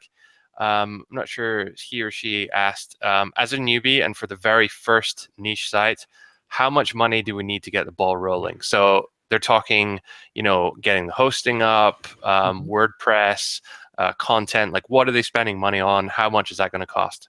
Yeah, so we actually have an entire budget lesson that we take you through and talk about where you need to spend money. And it is different for everybody else. We set the minimum budget at about $1,000. So in other case studies, I've seen it as 500, but I think it's too low. But we also talk about different budgets for different price points and different skills. So we talk about like how much is the optimal budget, which we think is around like $5,000. But if you remember me starting HerePub, I leveraged my skills so that I didn't have to spend as much money. And we talk about that in the budget lesson also. But basically, like if you're a writer, you can write articles and save money there. If you're not as good of a writer, but you're a good hustler, then you might buy content and instead, spend your time building links. So I would say the minimum budget is about $1,000, and we do have like a whole budget lesson that would be certainly too much to cover here. So a lot of people are actually asking about the difference between the Authority Site System and Authority Hacker Pro, which is another course which we sell as well. So the Authority Site System is very much for someone who wants to start a new site. Or start their first site. If you haven't had any success thus far, you don't have a site, you don't have traffic, you're not making money already, then you want to look at the Authority Site System. That will get you from 0 to a point where you're making a decent amount of money. Yeah, I'd say every month. 4 figures a month, like mid 4 figures is definitely doable with a stage 1 site, Authority Hacker Pro is more for if you already have a site, you're already making money, it's already somewhat successful, then Authority Hacker Pro will help you take it to the next level and beyond. So hopefully that clears that one up there. Duncan asked it right at the start, actually, how do you determine the value of a website? Like the $200,000, where does that number come from? How did you determine the value of such a site? Yeah, so when you are valuing websites, it's based off of a monthly multiple, and that ranges anywhere between 20 times the monthly earnings of the site or the monthly profit of the site, all the way up to 30 or 35. And that number tends to be getting higher. Personally, I talked to several different brokerages and got the real value of my site based on what they told me. So I think when we started this system or started putting everything together, my site was worth like $210,000. And I got some valuations that were a little bit higher and some that were a little bit lower, but that was basically the middle. So if you have a site and you want to figure out what the value is, a good rule of thumb is like a 30 times the monthly profit. Yeah, the 30 times I find is more based on if you have really built the site well using white hat techniques. Yes. A lot of buyers, understandably, if you've done maybe built some PBN links or something like that to it, are a little bit more apprehensive, and thus the multiple you get will be lower. Which is a good reason to do it white hat as well. Yeah. So someone else was asking, they didn't actually leave their name, it was just like a dash. Where can I find writers that they're a non-native English speaker and they were concerned about not being able to produce content themselves?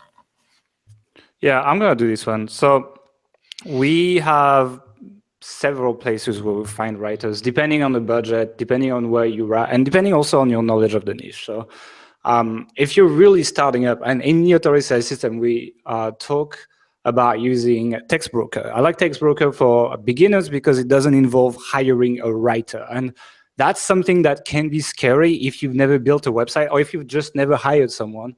It's something that can be scary. And Text Broker is essentially a marketplace. So you just put your brief in there, and we give you the briefs in the Authority Site System. and then a writer that has been pre-selected by text broker essentially picks it up. And when someone does a good job, you can hire them in your team, so you can actually give them more work. And we talk about building this team process. But if you're really a beginner, then I like text broker. It's not as cheap as something like iWriter. I found iWriter to be a lot lower quality. And you will see if you join any authority site system, the case study site has literally been written 90% by text broker using exactly the tactics that we show you. So it definitely works, and I think it's a pretty good site overall. If you are more advanced and you are able to hire, I like using Upwork and ProBlogger, the ProBlogger job board. That is what we use essentially. Okay, so Paradeep was asking, do PBNs still work? Controversial one here. My God. I hope that was before my slide. No, that wasn't. I mean, they work, right? Like you can rank with them. They do work. But the bottom line is they put you at much greater risk for getting penalized by Google. And in my view, they're a terrible business decision. They cost like 10 times. That's not an exaggeration what you're going to spend for one link if you use, regular white hat tactics. A lot of people are, by the way, guys, please don't spam your question multiple times, and please don't use all caps. A lot of people are asking about Authority Hacker Pro, which is the other product we sell. If you buy the Authority Site System, you get an opportunity to get Authority Hacker Pro as well. So if you really want that, if that's why you're here today, then that's your in. But to get back to and you get a discount as well, so you get both programs for a little bit less than you would pay normally if you bought them separately. Yeah. So someone else was asking, I totally missed it. How much do you need to spend on tools specifically to get your authority site going? Okay. Really, the hosting. One of the hosting provider that we talk about is like SiteGround, so it's like. It depends. If you buy during Black Friday, it's like $40 a year. If you don't, I think it's like 60 or something like this. We recommend you get Keyword Finder for a year, so that's like $120 per year. And there is some work to do with Ahrefs, but they have a free trial, so hint, hint. So that's basically, and Strive Content Builder, we like it. So it's not mandatory. You don't have to spend it. But you're going to be able to do a much nicer looking site as a beginner if you get it. So I think that's another $67. So in total, maybe like $200, $250 you can get by with tools. There are opportunities to spend more if you want more things and more features and more plugins. But I'd say around that price, and you're good for a year essentially. Yeah. Okay. I was just gonna say that's one thing that we tried really hard to do for this program specifically is not have a major tool cost. So we've tried to show you how to do all of these tactics without spending tons on really expensive tools. So for example, like one way to do keyword research is to use Ahrefs, but it's like very expensive monthly. So we explained how to do the tactics using tools that were a little bit friendlier on your wallet. But that's also why we have two different things now. We have the Authority Site System and we have Authority Hacker Pro, because if I'm inside Authority Hacker Pro, I would recommend Ahrefs. Like, it's just, there's a lot more metrics. But for a beginner, I think Keyword Finder is better because, first of all, it's easier to use, it's friendlier, it's less scary with the numbers you see, etc. And you can definitely build a site that makes $5,000 a month with Keyword Finder. Like, it's good enough for that. In my opinion, it's a really good tool. So that's also why we've kind of like splitted up these two things, like the beginners on one side and the people that are just getting started, and people that are looking for more advanced stuff. And that's why inside Authority Hacker Pro, we're going to put much more advanced stuff this year. Now you see why we are doing this essentially. A lot of people have been asking questions as we went through the presentation about the tables, specifically the second one. Perrin, which I believe was the one from HeroPup built on Thrive Content Builder. Yep, that was built on Thrive Content Builder. There are lots of good table options out there now. If you're just starting, I don't know if I would necessarily recommend it. I would probably start with bullet lists or links on individual lines, but that table is built with Thrive Content Builder. The other one that's really popular for the big tables, which a lot of people like, is table press, but you can on Thrive Content Builder, you can basically build any tables. And I actually went through this weird phase where I was building like all these crazy tables because I don't know, Because I you was could, obsessed. Yeah, because I could, and I had like a bunch of wacky ideas, and none of them really worked. I found that like the 4 options I showed you in the presentation are the ones that work best. Honestly, I would recommend some of the simpler ones if you're just starting and you're outsourcing, unless you really, really want the tables. And in that case, you can use Table Press, which is I think still a free plugin, or if you are on Thrive themes, you can use Thrive Content Builder. Khalid asked, should you always keep on adding more content, or should you do a big batch of it, then do the SEO, then the link building, or what's the process there? Is it more continuous, like drip? Yeah. So I personally have never found benefit to dripping out content. So if you think about the big sites like Huffington Post, they're publishing thousands per day, and I haven't found any real con to just publishing in a big batch. And there is benefits to publishing a bunch at once too, because then you get the content on the internet sooner, you get it aging sooner, etc. So I really don't think there's a ton of benefit, except maybe like a small freshness bonus. But for like, I have a couple of sites in the works, and for those, I'm just like, I ordered batch content, I'm publishing it, and then I'm going to do some marketing. And then when it starts to earn money, I will use that money to buy more content. But yeah, there's no real pro. It doesn't really matter, and there's no real con to publishing big batches. Vincent asked, what tools do you use for checking out SEO difficulty? If you ask what we personally use, it's like it goes back to what I said about Keyword Finder Ahrefs, right? So if you're a pro, I would definitely go with Ahrefs. If you are a beginner and it's your first, you don't have a profitable site yet, you make less than $1,000 or $2,000 a month with your sites, I'd say Keyword Finder is good enough. As I said, you can build a site. It's just Ahrefs has more, has the trends in it and has a bit more metrics and goes a little bit more in depth. But if you don't know how to use it, and if you're not comfortable yet with keyword research, it's almost too much.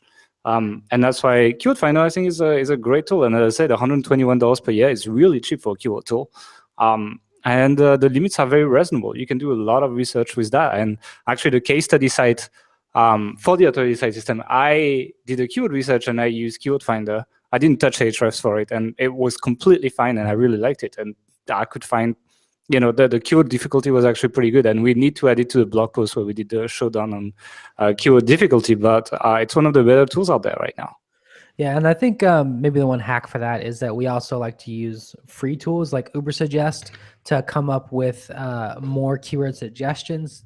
Because maybe the one small drawback is that there aren't as many suggestions as there are with Ahrefs, but not a big deal because you can use some other free tools to supplement. But yeah, Keyword Finder is a really good tool.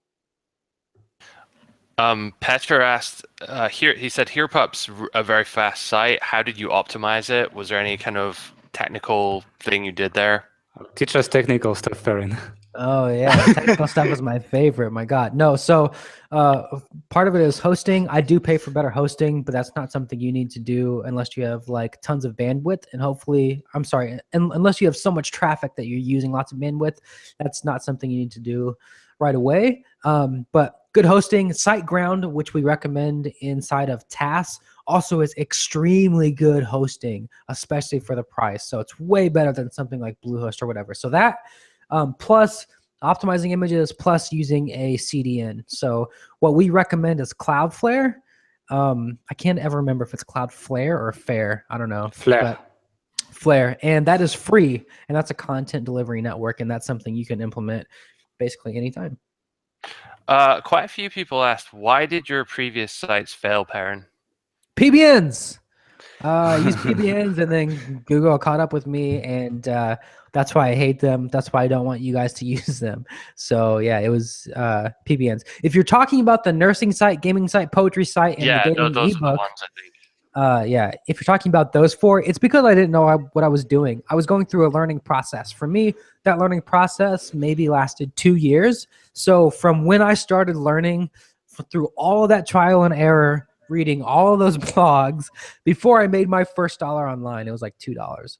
Or I'm sorry, like 2 years. And it really only happened when I had a little bit of help. So I always try to give credit to Spencer Hawes, who was my mentor, and he helped me get there. And it's also why it's important to me to create courses like this, because I want people to get there too. And this is my way of helping as many people as I possibly can. So why did those fail? Because I didn't know what I was doing. Okay, and Jolt's asking, they said you have a lot of great pictures on your site about dogs. Where did you get them from, and do you need permission to use them in the videos? Pictures they're like featured images, right? And so basically every photo that you see on my site is a stock photo, and I used either Canva or, surprisingly, PowerPoint to put like the text and stuff on there. I used PowerPoint as my image editor forever because I just hate technical stuff. I didn't want to like learn other image editing software. You should just get a Mac. It's easier. No, I would never get a Mac, and I don't recommend them. But no, but yeah, so that's what I use for images. Every image on there is a stock photo that I bought and have permission for. Videos are almost always YouTube. There is another way to do it. If you go, I think it's search.creativecommons.com. You can type in a search form, and Creative Commons will point you to a whole bunch of different search engines and input the filters automatically. So like on Flickr, Google, Pixabay, all the places where you can find free images. And if you do find one, you just have to make sure the attribution is correct and put it on your site. So that's kind of what I default to now, is a Creative Commons, just to save $1 here and there. But on HerePup, they are almost all stock photos, and then I edited them myself with like PowerPoint and Canva, both of which are free. Okay, cool. John saying, what tool is it where you can see how many referring domains there are? I think that was Ahrefs, right? It's Ahrefs, yeah. That's the one we use at least. And they do have a free trial. Yeah. So what we usually do is if you're on a budget and if you're a beginner, you can sign up for the free trial and sort of do your research in that period. So Al's asking, is link building covered in this? Yes, we actually have a whole module on it. The thing is, like, unlike a lot of other courses, like, people put link building as a standalone thing, but usually you build link to content, right? It's people link to a piece of content. And so that's why we've put what we call informational content. So we split this commercial content that makes you money and the informational content that is usually here in stage one to build links. And so we put together informational content creation. And when you start thinking of the content, you start thinking of how you're going to get links to it. And that's how, that's why it's quite powerful. And it works really well in this course, I think. We focused on end goals rather than just trying to split it the regular way. People split it up usually. And we also do more than guest posting. So in the link building module, we cover basically linkable assets, and then we cover guest posting, and then we cover a couple other tactics that work really well for these. Yeah, including some really good ones. Like some of our best stuff is in there. One of the tactics in there, we used to build over 2,000 linking root domains to Health Ambition last year. And it's all white hat. So yeah, that gives you an idea. Speaking of link building, Robin was asking a few times about about PBNs, but he asked for our opinion on specific services. He mentioned the Hoth, and he also asked about buying links on Fiverr.com. People are selling links there, social bookmarks, that kind of stuff. What's your thoughts on that? May I again? Yeah, go ahead. Okay, yeah. So don't do it. We don't buy any links, even if, and when you start doing link building, you'll run across people who say, yeah, I can publish your guest post for $50. We don't even do that. Because the reality is any place like that that's selling links, like the Hoth, for, that's like guaranteeing a DA or that sort of thing, they're almost always shady blog networks. It's just added risk. And honest to God, once you learn link building, it becomes like so easy, so second nature, and so cheap that there's really no reason to do anything else. There are services where you can go get white hat link building where they've got a team of people outreaching for you. What you will find is that any legitimate service is going to be very expensive. The lowest I think I've ever found for a legitimate service is like $300 a link. So, and like actual services who are building links for big sites are way more expensive. So, our advice is always don't buy from any of those places. We will teach you how to do it. And after we do, it's very It's easy. much cheaper as well, right? It's so cheap. Yeah, I mean, Gail, you were getting links on Health Ambition using one of your systems for like under $5 a link. Yeah. For some, I mean, obviously, as you scale up and it goes a bit higher, but we're like $4 to $9 a link, maybe depending on the content. Yeah, and for HerePup, for reference, I think most of my campaigns settled in around like the $12 per link mark, where I was, basically just paying for help from like a VA when I wanted to do more links. But at the beginning, when I was doing it myself, it was, essentially just my time. Okay, so a few product-related questions coming in. Ron is asking if we can split up the payment. No, we can't, because what we find is people don't follow up with that. So we decided just to limit it to a one-time payment. If we split the payment, we have to drip feed essentially. A lot of people just pay the first one, download everything, and get out. So we don't do it. But there is a 30-day money-back guarantee. So if you're not totally satisfied in 30 days for any reason whatsoever, just shoot us an email and we'll give you a full 100% refund in that time. Eric's saying, how many hours a week should I plan to spend on doing this in order to really have success? I would, it definitely takes some work. Like, it's not something that, you can do, you can just buy it and boom, it's just going to happen. You're going to have to spend some time on it, and you're going to have to evolve your skills as well. So like personally, I built the case study site. Without the link building, I built it in like a week. So it can be really fast if you know what you're doing, but I don't expect it's going to take you a week. I expect it's going to take you maybe 2 months at maybe 4 to 8 hours a week. What would you say, Perrin? Do you say that's about right? Maybe a bit more. Yeah, I would say that's probably true. It depends on what you're spending your money on. For HerePup, it took me a lot more time because I was spending a lot more time writing, because that is my primary skill set. I've always been a writer. But if you come in there with a budget that's a little bit over $1,000 and you are using our briefs to order content, you can get most everything up, in probably a very short amount of time. It's like the thing is, like, I literally did it, right? So for the site, I took the briefs and I just copy pasted them, just adding my keywords and doing minimal research. And I actually surprised myself how fast we can get these things up. I was like, wow, we definitely need to start more sites now that we have this system. It really is quite fast. But, obviously, if you want speed, you're going to have to part with money. If you want to save money, then you're going to have to compromise speed. So it's something that it's going to be a balance between how much you can spend and which one is more valuable, your time or your money. If your money is more valuable, it's going to take more time. If your time is more valuable, it's going to take more money. Also, you have to factor in learning time.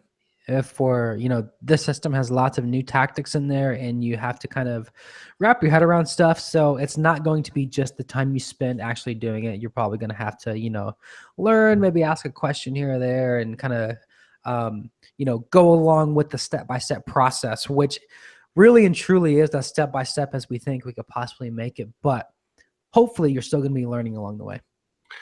I see a bunch of people asking, like, oh, is this live, etc. Yes, it is, Sam. This is a live webinar. I don't know why people think this is pre-recorded, but anyway. So next question is from Alistair. If you don't have an idea for the niche, should you buy the course now or wait until you have the idea? Honestly, buy the course now, because one of the modules, in fact, one of the most important modules, is the niche selection. So it takes you through the entire step-by-step process of how to do the research, filter, and make the decision. So yeah, definitely don't hold back on that one. I think maybe that one spreadsheet is probably it's not super complicated, but it's maybe one of the most useful things in that module. Where you can assign ratings to everything, and it helps you, like, most importantly, we take each criteria and we run through how to fill it up. Yes. So like, it's much more in depth than what you had in the webinar. Even if you took a screenshot or something, like, we have a specific way of, assigning the scores and stuff, and you definitely need to know what you're doing here. So it is quite in depth, and actually, my girlfriend has been going through it, and also my personal trainer, and they both found a niche. So I think it works. Mark's asking, what kind of support is available with the Authority site system? There is basic support available. The course is mostly follow along DIY, but there is an optional community that people can opt in when they buy. So essentially, it includes a Q&A webinar like this one, like live, like here, like we're answering questions every month, and it includes also a Facebook group where you can interact with us and also with the other members of the Authority site system. And actually, we invited some friends from Authority Hacker Pro as well, so you can meet some of them as well. And I think that's going to be a pretty lively community. Don't really understand this question, but Joe's asking, Perrin, I just want to know, can dogs eat bananas? Oh, that is a probably inside joke, because one of my biggest linkable assets is can dogs eat bananas? It's a big keyword. It's like, I don't know, 20,000 searches a month, and I think I'm #1 for it right now. So the answer is yes, they can eat bananas. They cannot eat grapes, chocolate, onions, and garlic. So you heard it here first, guys. We are actually going to a dogs webinar now. We're gonna take all dogs questions, no more online marketing questions, guys. Don't say that, because people will actually start to.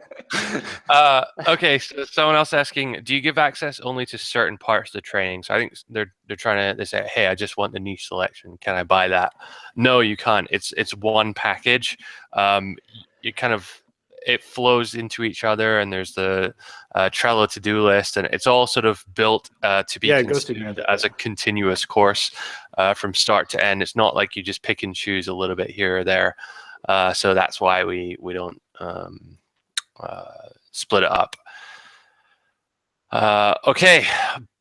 Greg saying, you mentioned Ahrefs and Keyword Finder. Do you not recommend Longtail Pro for those who already have it? Does it work, or like how does it compare to the other suggestions?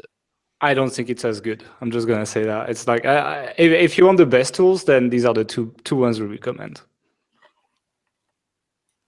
Okay, great. Buddy's saying Web 2.0 sites. Are you using Web 2.0 blah blah blah to build links? No.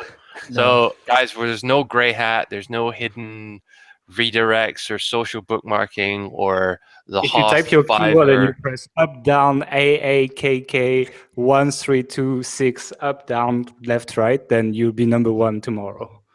It really is all white hat. There's nothing that could really be considered gray hat or black hat in our courses. White hat is easier. It's cheaper to build links this way than it is to do PBNs now. It's a much better option, and you don't have any risk of being slapped by Google in some update. Okay, Petra's asking, how many of your students have achieved $3,000 per month with your system? In Authority Hacker Pro, we have a lot of people that have been successful and making their first money. This program is pretty new, so it has helped people correct action and has been based off the experience of Authority Hacker Pro. But I'm gonna be honest here, it's like a brand new program. Therefore, this one program alone, there isn't like a massive amount of case studies. However, as we show you on the sales page, you'll see that on HPro we have a bunch of success. Yeah, so we launched the Authority site system. We gave it away for free to all Authority Hacker Pro members towards the end of last year. I think it was in November. Yep. And since then, people have been going through it. There have been some people. There was one guy, I think, who was within like a month or two was making like 2K or 3K or it was I forget the specific numbers, but it was like quite admirable, and they'd obviously worked really hard to get there. So I wouldn't sort of say, you're I've seen some people making money after 2 weeks as well. Like I had a call, like they were AH Pro Platinum members. And so I had a call with them, and literally they started the site in like October. They watched the Authority site system, tweaked a bunch of stuff, did a lot of work. But they were making already a couple $100 per month from a site that's literally like 2 months old. So that shows that definitely these people are going in the right direction. But we've got to be honest as well. This is a new program, and if we wanted to claim all the credit for just that program, then there would be like not a lot of people making that kind of money. However, we do, and we show you all this income that we have and that people that we have coached have reached already. James is asking, is the system available throughout the year? It will close. So like we are offering a discounted price right now. When the countdown runs out on the sales page, we are actually increasing the price to $597. That's real. We're not, bullshitting you or whatever. And after that, we are actually closing it. We're closing it a couple days after that. So like, for the people that missed the deadline on the early bird, they have the occasion to still buy it, but $100 more. And after that, it's closing. I don't know when it's going to come back. It will probably come back this year. It's the beginning of the year. But don't expect it to be available at all times.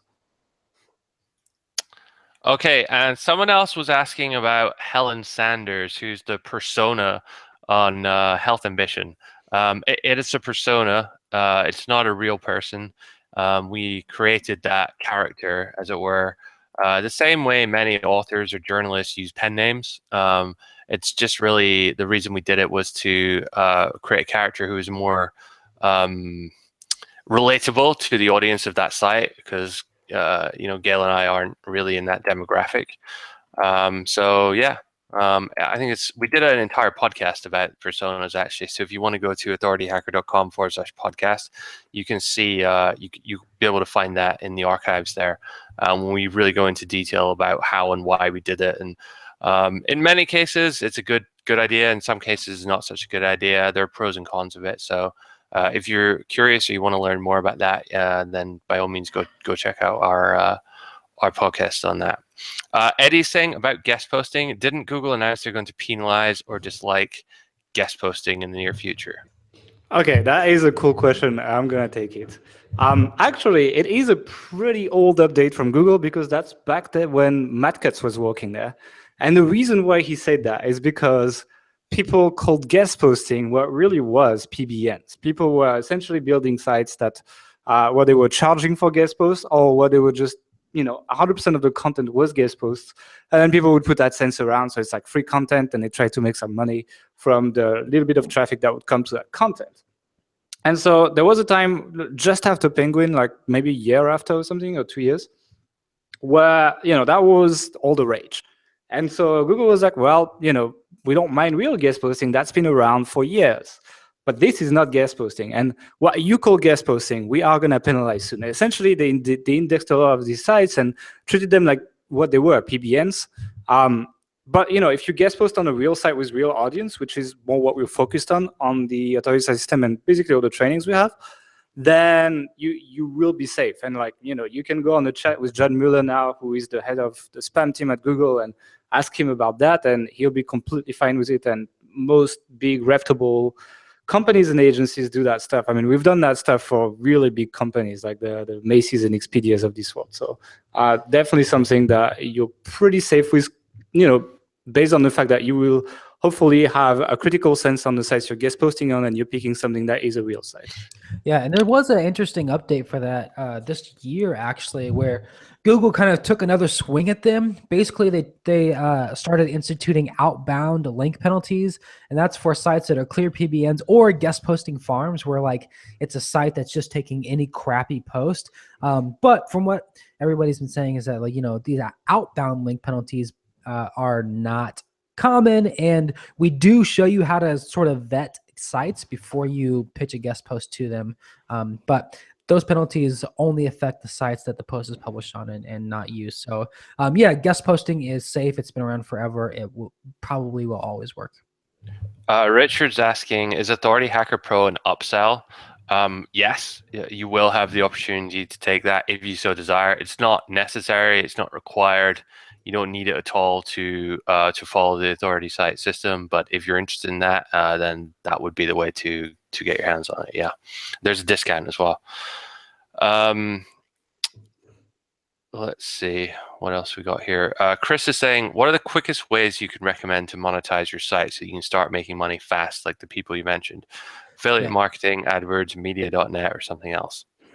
Yeah, so that's why we made this whole course actually. So this whole course focuses on how to create the most money the quickest, which we think you do through affiliate monetization, building the right content, and pushing people to those affiliate links the right way. So in the later stages, like stage 2 and stage 3 authority sites, that's when we get into what we like to call stacking revenue models. So, adding media.net, adding AdSense. But the best way we think to make the most money quickly is to create a small working affiliate site and then to use that as a foundation to build other stuff. How many successful sites has Perrin made by replicating this method? Asyad Kar asks. Yeah, so I don't reveal all my sites. I also don't work on tons of sites. So I have found out that I have the best success if I just focus on one or a couple products. So I do have other sites, and I do have other sites that are successful. I clearly don't reveal them, but I will tell you that it's not like dozens of sites. Honestly, I prefer just to work on one product or one or a couple or a small handful of projects and get those working really well. I've never been someone who likes to work on a whole bunch of things at once. Becky's asking, does this product talk about only about stage 1 sites? Yes, it does. So Authority Hacker Pro, which is our other product, again, you don't need to buy that if you don't want to. That's more for like stage 2 and 3. Or there's plenty of free resources out there on our blog and our podcast that you can also use to grow your sites even further. But that's how we're segmenting products. It's exactly like that. Like stage 1 and beginners is going to be the authority site system. Stage 2 and 3 and more advanced stuff like selling products, advanced affiliate marketing, scaling up content to really large proportions and link building to large proportions, etc. It's going to be Authority Hacker Pro. And so actually, this program comes out of a demand of some age pro members that really deserve to have a newbie program. And that is what the authority system is. It's like, well, here is the blueprint to build a site that you can then use all the tactics on Authority Hacker Pro on, and you can scale to the next level, add more business models, add more traffic sources, etc., and really become a big authority site. But if you wanted to be a big authority right away, it would cost you hundreds of thousands of dollars, which is why we had to come up with the stage 1, stage 2, stage 3. So people can build a profitable site first that also has the branding elements you need to build a big site later.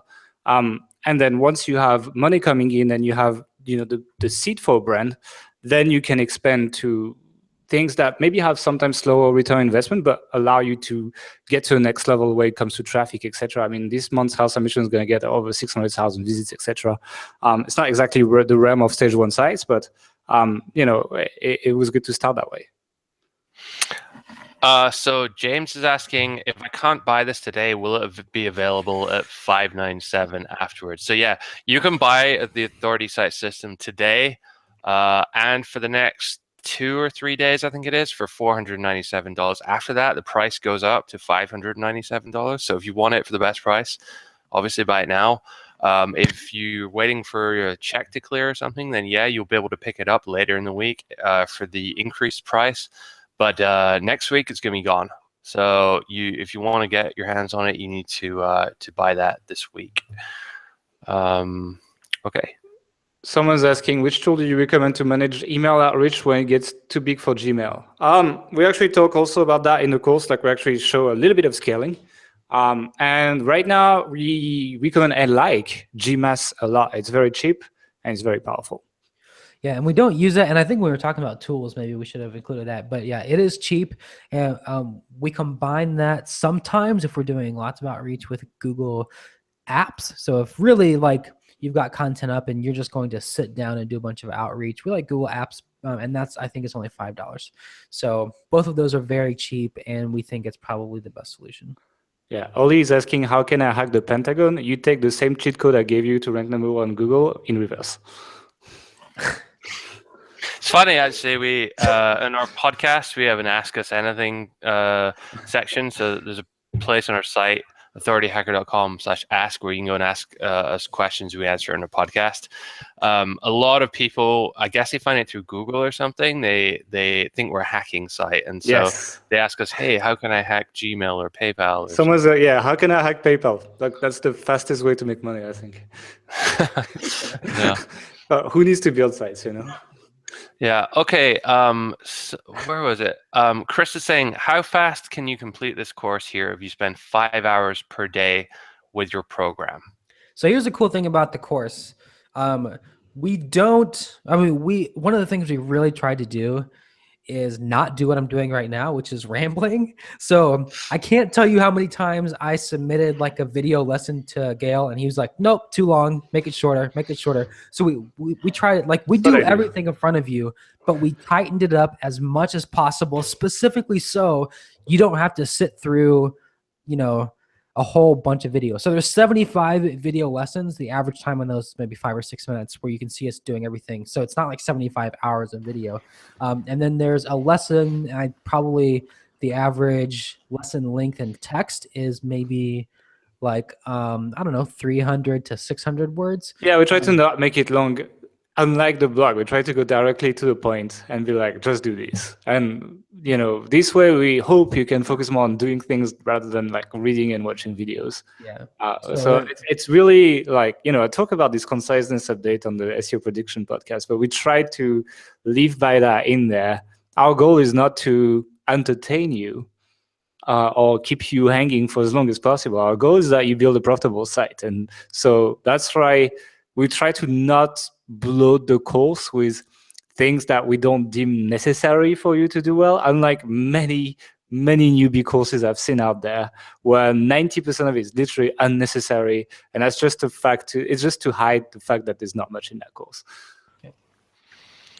Okay, so Robin's asking, do you recommend high value or cheap goods to sell as an affiliate? That's a really good question. Yeah. And I think a lot of people would say high dollar products. They certainly do work, and they certainly do have a higher value per visitor to your site. However, I think the most important thing is finding a good market. And in most markets, good markets that are big enough to support a real site, you're going to have a range of products in there. So if we're looking at dogs, for example, you can buy $1,000 kennel or you can buy a $5 dog toy. And I write about both of those on my site. The bread and butter for a lot of affiliate sites, this is not a rule across the board. Bread and butter for lots of affiliate sites are products around $50. You know, we do know people who are crushing it with $200 and $300 products. If you're looking at paintball, those guns are going to be like, you know, $500 or something. So it depends. The good thing about recommending cheap products and taking the time to write those is that you tend to sell more of them, and that can get you to the higher tiers on Amazon so that you make more commission per product. So having a mix is good, is basically the point. Yeah, Eddie's asking, GMS versus BuzzStream for outreach. Would you use BuzzStream to make outreach effort faster, or GMS is good enough? Actually, BuzzStream is slower. That's the thing. It's like if you want to do like a lot of emails, GMS is much faster.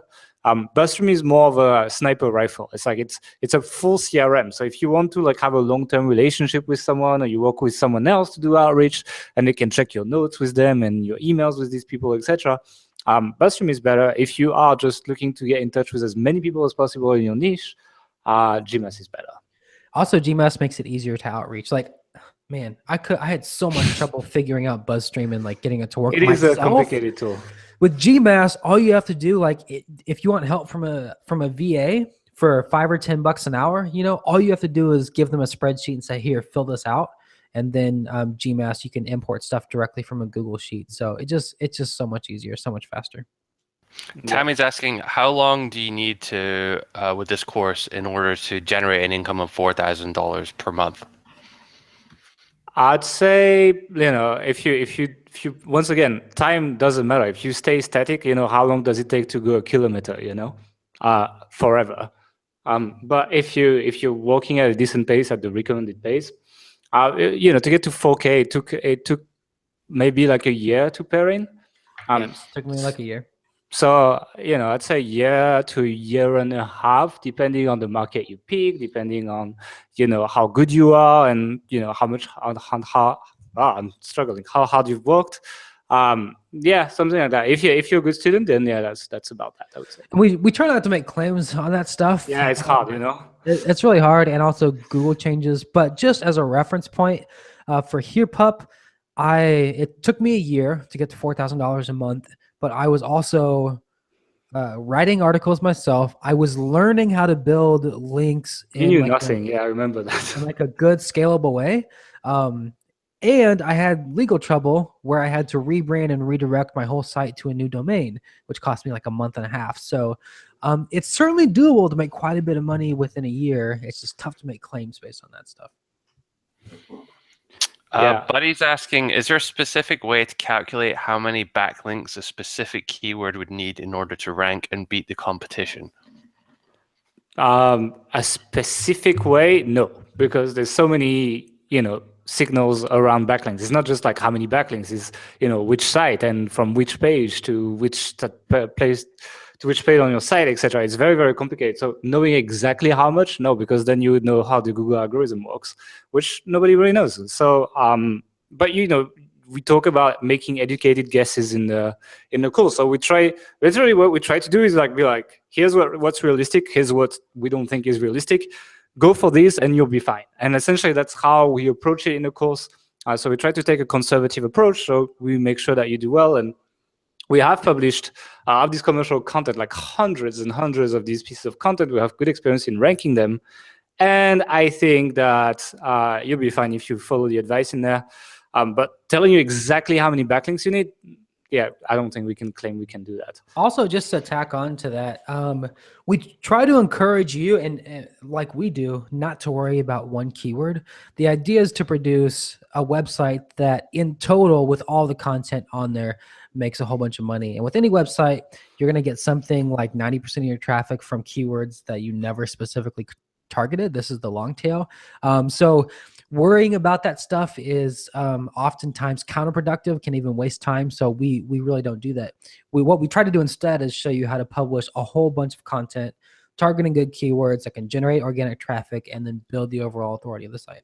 Yeah, Sean is asking, I think Atari Hacker Pro is better suits me. Where can I find out more? So Atari Hacker Pro, we only do a couple launches a year. So I'm not even sure when the next one is. We don't even know. Like I would tell you otherwise. But I can tell you that it is an upsell on the Atari side system. So if you are interested in checking out both, then I would recommend to go through, especially given the fact that there is a discount on H Pro that makes up for a good part of the Atari side system if you buy both. So that you can either do that or you can wait for the next launch, but I don't really have the next date right now. All right. All right, that one was. By the way, if you're asking questions, try not to ask them in all caps. We are ignoring questions in all caps. FYI, I said it at the beginning of the webinar. If you ask in all caps, we ignore them. Yeah. Patrick's asking, how did you build the course? There's so many options now today to build a site or a membership site or course. What did we use? How did we build the course? Yeah. Technically, you mean? Yeah. Okay, so we are using the Stripe Themes Apprentice module that essentially, has kind of like video lessons templates as posts on WordPress. Then for the membership, we use something called Member Mouse that does both the checkout, but we've built a custom checkout in there. It is really good for things like one-click upsells and so on. And in terms of the support, we use intercom.io, which you might know a lot of tools using. And to process the payments, we use Stripe and PayPal essentially. So that's roughly how the system is built, and WordPress, obviously. Any other questions? Yeah, there's quite a few coming in. Ollie, you will not get your answer. I'm sorry. You've been really nice throughout the webinar, but I said it. I will do it. I will ignore all caps.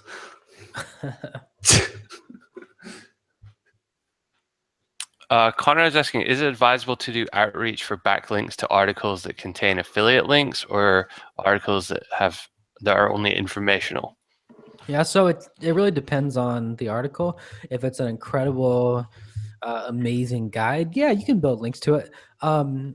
And usually, if you're gonna try to build links to a specific, like, there are cases where you will see a keyword that represents unique opportunity for that one keyword, and in that case, maybe you do want to build links specifically to that site.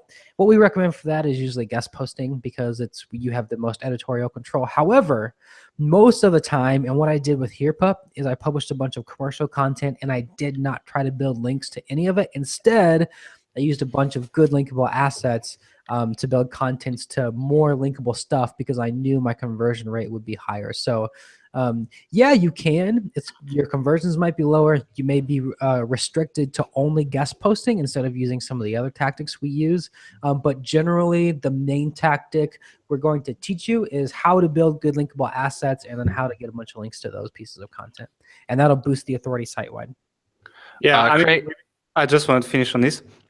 We actually tried recently to build links to this commercial content. We did get links, but the success rate is like 20% of what it is to informational content. So what we try to do is we try to build informational content that's closely related to whatever we're talking about. So let's say you review, I don't know, like mattresses. And then what you can do is like create an article about sleeping positions and how, and then in there you can have a paragraph talking about how the mattress affects, which position or whatever. And then you link back to your mattress review thing and it works pretty well. So that's essentially how we do it.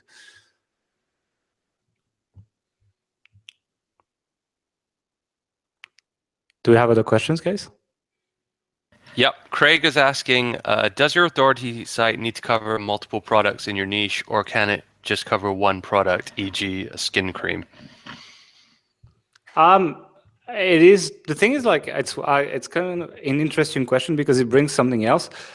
We don't recommend you build a site around a product. We recommend you build a site around a niche, and that's a very big difference. So, like, the way we orient our sites, and you can check HerePup or you can check healthambition.com. We don't say, hey, we're going to sell you a bunch of items. We say, hey, we're going to help you make better decisions or be a better dog owner, like whatever it is. And so if you, instead of focusing on the product for the angle of your site, you focus on the problematic, then the problematic usually brings different types of product categories. So for example, if you say, we're going to help you sleep better, well, there are a lot of products you can talk about. There are supplements you can talk about, maybe like relaxation stuff, maybe pillows and mattresses, maybe music that will relax you, etc. All sorts of products you could be covering. So what we recommend is you focus your site on a problematic people have, and then the products come as solutions to these problems. And that means that you will pretty much in every case cover many types of different product categories. Yeah, so I mean, taking your example, like maybe it's a skincare site, right? You would be really limiting yourself if you were only writing about one skincare cream. And I mean, you would probably want to include like face washes, moisturizers, and so on and so on and so on and so on until you are writing about all of the, many dozens of products out there, because that's what your readers want, right? They don't want to come to a place where they can only read about one skin cream. They want to come to a place where they can help or where they can get help solving their skincare problems, whatever product they need. Cool. Darren's asking, do you need to be super passionate about the niche in order for you to make money? The niche I picked for the case study site, I literally knew nothing about. I got interested in it a bit, but I knew nothing. And I actually got, I still don't know it super well. The site hasn't made like money yet, but it's like same with House when we started House Mission. I knew nothing. I was the guy eating McDonald's every 2 days or something. Like it was terrible. Not anymore. Maybe that site helped a bit, but what I think you need to do is like get interested in the niche. Like you definitely need to get to learn the niche, but you don't need to know it when you start.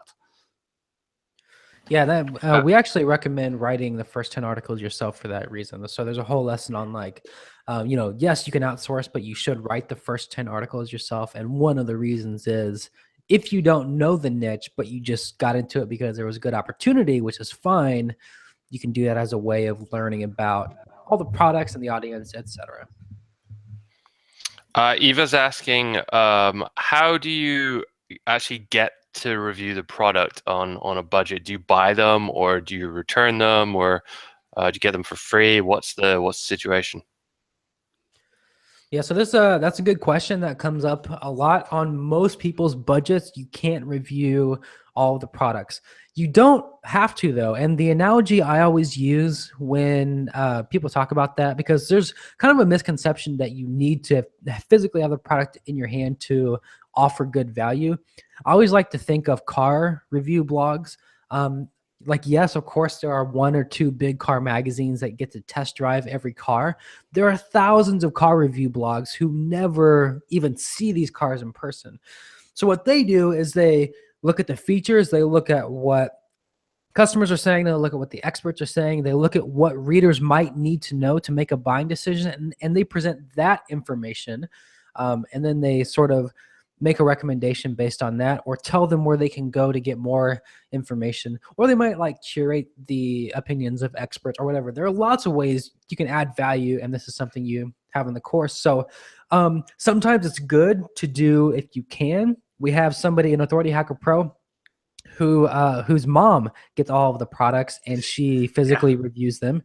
And for Here Pup, I actually did buy several of the products, probably like, maybe dozens of products over the 2 years that I had the site, because I have a dog and I was writing about this stuff and I'd be like, I wonder how that really works. And so I would buy it, and then, you can find my opinions on that stuff in the blog, but I certainly didn't review everything, and it's not absolutely necessary. You just have to be sure to add real value in the advice section if you're not going to do that. And then when you review items, you want to make sure you're not lying. So you don't want to say like, we spent 14 hours testing this thing when you really haven't. You want to say, based on the advice we gave you, this might be a good option. Click here if you want to learn more about it. Yeah. Conrad's writing, the Wirecutter writes the best type of articles in a variety of niches. Would you recommend this scattergun approach, or should you concentrate on one part of the niche before branching out? The Wirecutter was probably in a situation you probably won't find yourself in. First of all, the guy was, a popular editor that, had contacts, and that gave him a bunch of editorial links, so that helped a lot. Second of all, they've done really, really, really in-depth research for each kind of article. Unless you are able to produce the same level of content, then you probably shouldn't compare yourself 100% to them. And so in that perspective, I would definitely concentrate on like a niche or two of like product categories before I branch out, just because you can get more relevant links to what you're reviewing, etc. You can kind of focus your promotion and narrow it down based on the resources you have. And it doesn't mean that later you can't branch out, but get one thing right before you expand more. The Wirecutter, basically their niche itself was reviews, and the kind of like in-depth review that we know that nobody else has equaled at this point. So yeah. Any other question, guys? Greg saying, in the podcast you mentioned it was preferable to choose a passion or a lifestyle niche over a problem niche. Is that hard?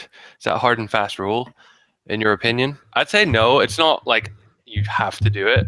The reason we said that was because you're more likely to stick with it if it's something you're passionate about. You're much more likely to give up after 2-3 months when you're only getting a little bit of traffic, and maybe made like $10 or $100 or something. Then you're much more likely to give up if it's something you don't care about than if it's something you're passionate about. You're much likely to stick with it through the difficult time at the start until your traffic starts to ramp up. You get out of the Google sandbox. It's also the marketing, right? It's like I'm thinking stage 2 and stage 3. Stage 1, it doesn't really change anything, but because link building is link building. But stage 2, for example, when you get to like social media, let's say you have a site about some kind of like skin problem, like you have brown stuff on your skin or whatever, then getting people to share that on Facebook is going to be complicated compared to like cute puppies. Which one's going to get the most shares, etc. So when it comes to like expanding on traffic sources, etc., it is a lot easier to mass market a passion and lifestyle website than it is to market a problem website. And that's why, if you had to start with one, I would definitely go with passion and lifestyle.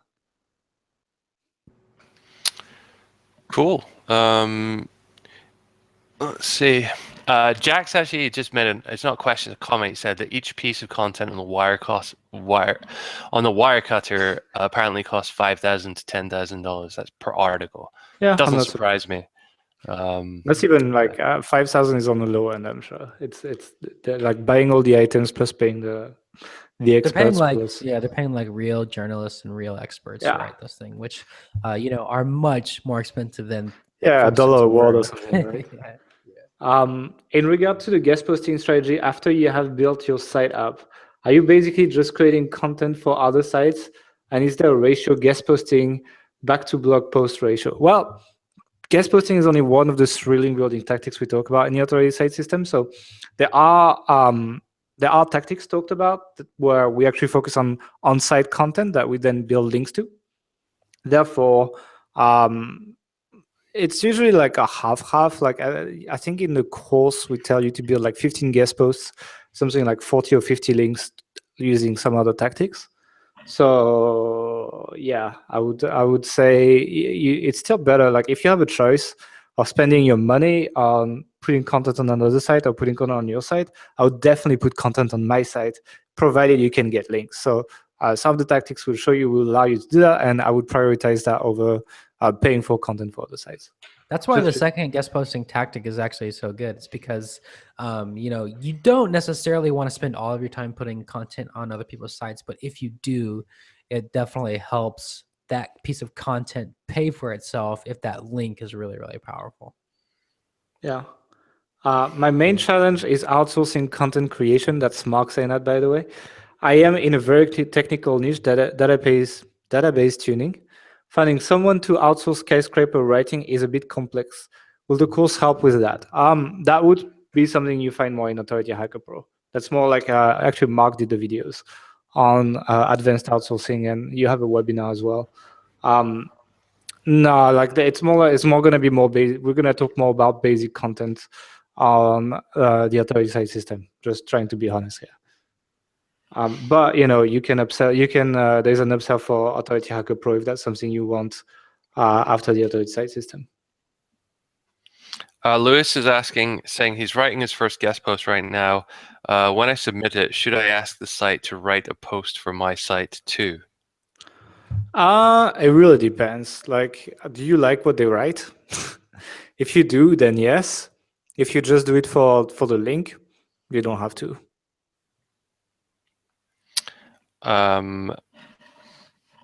Ollie's saying, do you think they incentivize writers to keep the wire? All right, we've talked enough about the Wirecutter. Yeah. Chris is saying, I have a stage 1 website that earned 10,000 last year. Should I double down and laser focus on creating more content, or should I diversify my portfolio with another site? I would double down. 10,000 is not a lot. Yeah, so our benchmark is always to get a site up to 5 figures a month before you start building something else. Is there any negative SEO impact of link sharing? Lewis asks. This question doesn't make much sense, to be honest. So I think it's if you link to someone and they link to you, like reciprocal. Not really. No, there's no negative SEO effect for sure. Maybe if you link to each other, like 2 sites link to each other in every post, and these links won't necessarily count a lot, but you won't be negatively impacted. Yeah, so like you don't want all of your links to come from sites that you are also linking to, but if there's a small percentage of your site where you have a good relationship and you're both linking to each other, Google understands and expects that. Mominul is saying, I heard that webmasters hate backlinking to affiliate sites. Does that affect accepting your guest post? So yeah, I get the question. He's basically asking, if you have a stage 1 authority site promoting affiliate products, does it make it difficult, or is there any way, a better way to get guest posts? Yes, it's to create informational content and outreach asking them to link to that page where there's Yeah, I mean, I have some sneaky ways. Like I show some of it in the authority side system. But basically, so there's on the case study side, you see it. Like you can go and check the case study site, and you see what I did. But like I'd say, like I think it's like there's 50. Let's say there's 50 pages. I think there's a bit more, but let's say 50. There is something like 40 of them being commercial content and 10 of them being essentially informational content. But the way the homepage is arranged, like, you see all 10 informational articles, and then you see like 4 or 5 commercial review articles. So when people actually browse your site, when you pitch for a guest post, and I link them to the homepage, it actually looks like it's mostly information with some commercial content. It's not like a classic review site. And we show you exactly how to lay it out. So it's a little bit sneaky, I'll be honest, but it works really well. Yeah, and to give you an even more specific example to your question, when I executed my first link building campaign for HerePup, I had 76 affiliate articles and 1 informational article, and that's what I was using to build links, and it went fine. It depends on the niche. Some editors are more biased than others, but yeah, in general, doesn't really matter. And with stage 1 sites, it's all about resource management, and we want to spend our resources on stuff that's going to make us money. As we grow the site, we like to have a more balanced ratio of like informational content to affiliate content. But for stage 1 sites, we want to make money so we can use it to build. And the only way to do that is really to focus on affiliate content and then some good informational content to put forward as you market. Richard's asking for the definitions of stage 1 to 3 authority sites. It is definitely something we need to put on the site, on Authority Hacker. Essentially, stage 1 focuses on what we call on-page conversion. So it sells on the blog post, right? People land on your site usually through Google or whatever traffic source. They read a piece of content and it sells them on buying an item. They click through, they buy, you make a commission. That is, the business model of stage 1.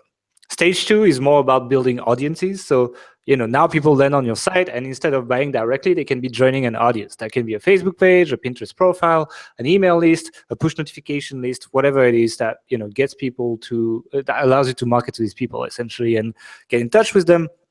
And then later on, you can run promotions to these people and then sell to them exactly the same way we've done on this webinar, except this is more stage 3, because stage 2 usually focuses on affiliate offers, and then stage 3 is swapping the affiliate offers for owning the product. So essentially, you own the audience, you have the on-page sales that generate passive income, and then you sell the product. So when you own the product, you can have affiliates promoting you. You can start looking at pay-per-click advertising to drive traffic to your site. You can start, doing advanced analytics and all that stuff. So essentially, that is stage 1, on-page sales with usually easy affiliate sales. Stage 2, build an audience and sell, to that audience plus maintain the stage 1 stuff. Stage 3, own the product and, own everything essentially. Sean's asking, how far do you go into getting backlinks in this course? How far do we go? Up until we get the backlinks? Yeah. So we cover it pretty extensively. Yeah. And we don't do every tactic, I guess, to add on to that. We have the 80-20, Yeah, we focus on like a small handful of tactics. I think it's 3 or 4 that have the highest conversion and that are the easiest to execute. And you don't need a lot more. I mean, like, just guest posting. Like, it's like I see people running after link building tactics all the time. Like, oh my god, I've run out of prospects, and then I check how many links these people have built, and usually it's less than 10.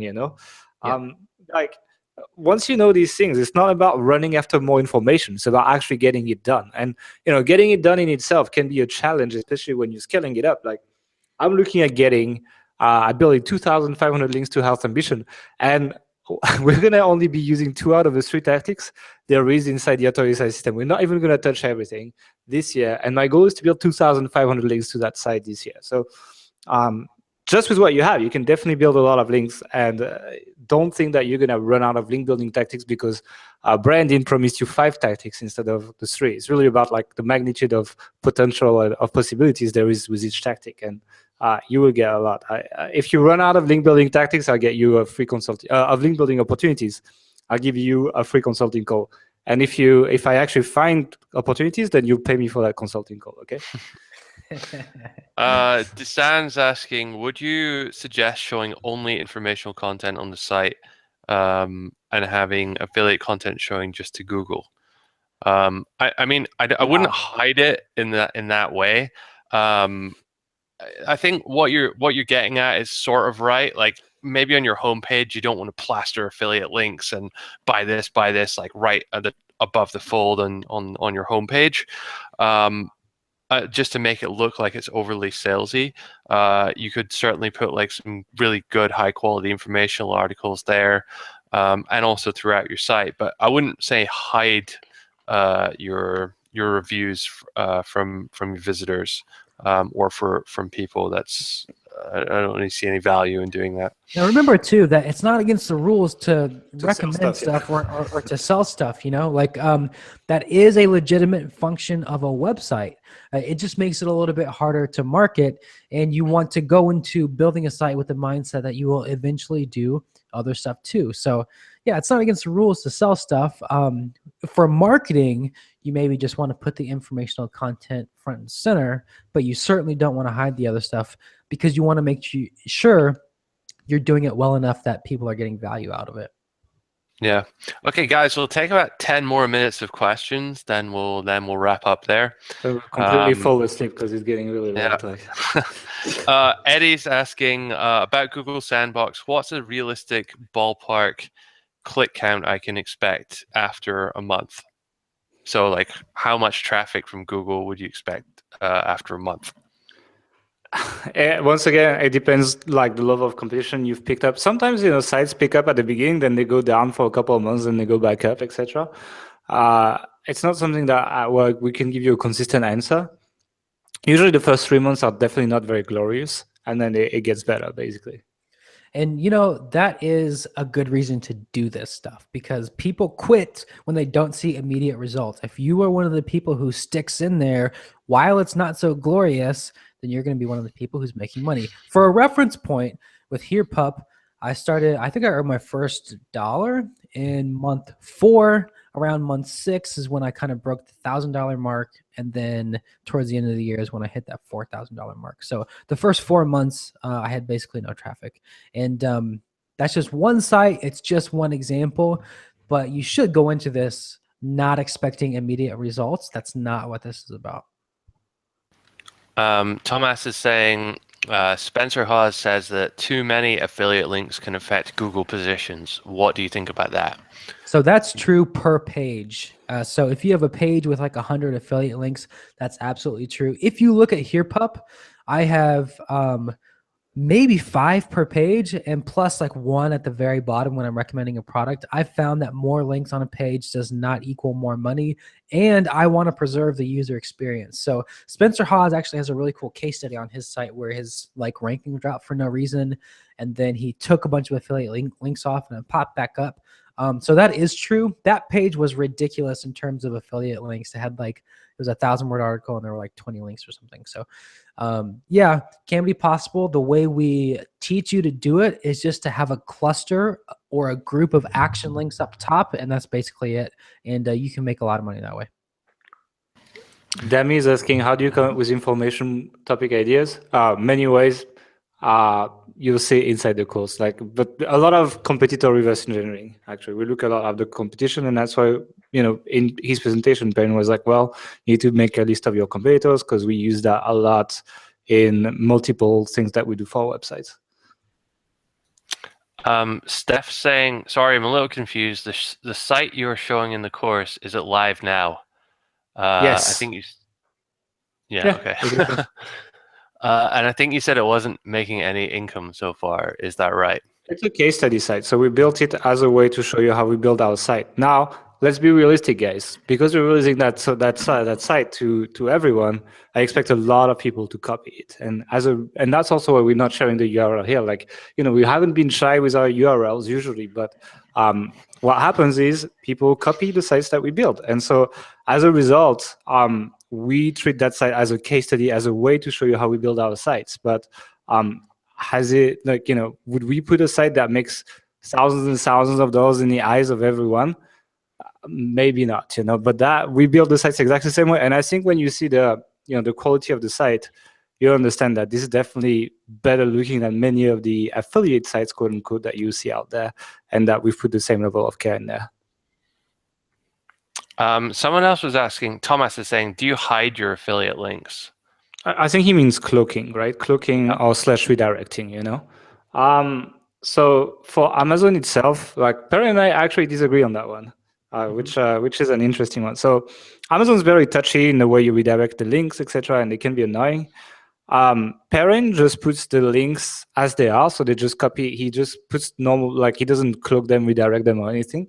We use a tool called Genius, the Genie.us or something. It essentially geolocalizes the links automatically. So you just install the plugin, and automatically it's going to geolocalize all your Amazon links. And on top of making you a little bit more commissions, it's also going to make the experience a little bit better for the user because it sends them to the right Amazon. It matches the product in a pretty smart way, etc.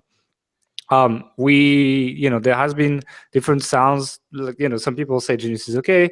A couple of people say it's not okay, but I've never seen anyone have any problem with them, and a lot of really big companies use them. So I think we're fine with it, but it's going to be up to you. And this debate is definitely exposed to you inside the authority site system. Yeah. So, and just from my point of view, I'm paranoid and risk averse, and so I will do a little bit of extra work just so I have a little bit more peace of mind at the end of the day. So it's really just two camps, but yeah. Patrick saying, do you use Facebook ads in any stage 1, 2, or 3? Yeah, from stage 2 we do, yeah. So when I say building audiences, a retargeting audience, for example, is definitely part of building an audience. So we use quite a bit of retargeting when we start building email lists, etc. And if you've been hanging out on Facebook this week, you probably know what I'm talking about because I've been releasing ads every day for the new podcast, etc. And we talk about these kind of things in Authority Hacker Pro. Craig's asking, does your course work perfectly for non-Amazon affiliate products where commissions can be higher than Amazon? Yeah. Yes, absolutely. In fact, we actively encourage you to do that as well. Yeah, Mark and I actually make a point to build sites that don't rely on Amazon at all. We start with Amazon because it's the easiest one and it opens up a lot of opportunities and a lot of niches that would probably not be opened otherwise. But you can take everything that is start in there and take CPA offers that pay 35, 40, $60 and do exactly the same thing, and it works as well, and it's the same kind of keywords, everything. So plus, yeah. I was just going to say, plus one of the things we talk about in the course is that for whatever niche you're in, it's good to find different affiliate programs in addition to Amazon. And we have videos for that, yeah. Yeah, so if you're in the paintball niche, for example, paintball manufacturers offer their own affiliate programs. You can go sign up for multiple ones to see which one makes you the most money, or to have a fail-safe system in case Amazon bans you or something silly like that. All right, let's do 2 or 3 more questions, then we're gonna have to wrap it up, guys, because I'm literally falling asleep on my on my desk right now.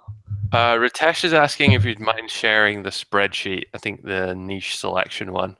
No, we're gonna keep it. If you want all that, you can buy the authority site system and get it all, or you can watch the replay of the webinar and try and manually copy it. But once again, you don't know how we put the numbers, so yeah. Sorry, guys, we can't give everything away for free. Yeah. Have you tried using the Amazon Associates plugin instead of EasyAzon or Genius? No, I haven't. It could be something to look at, but I think it even breaks some terms of service of Amazon, to be honest, which is funny. But it's definitely an opportunity as well. And if it's good, we'll probably add some videos talking about it. Do you think that readers are as likely to buy from a manufacturer's website as they are from Amazon? It really depends. If you're talking about is someone likely to buy an iPhone from apple.com, then yes, absolutely. But for some products, like if you're buying, would you buy a hoverboard from some Chinese website? Perhaps not. It really it depends on the kind of trustworthiness of the site. Amazon is certainly top tier. There are very few sites which are trusted in terms of buying stuff as much as Amazon as much as Amazon is. So yeah.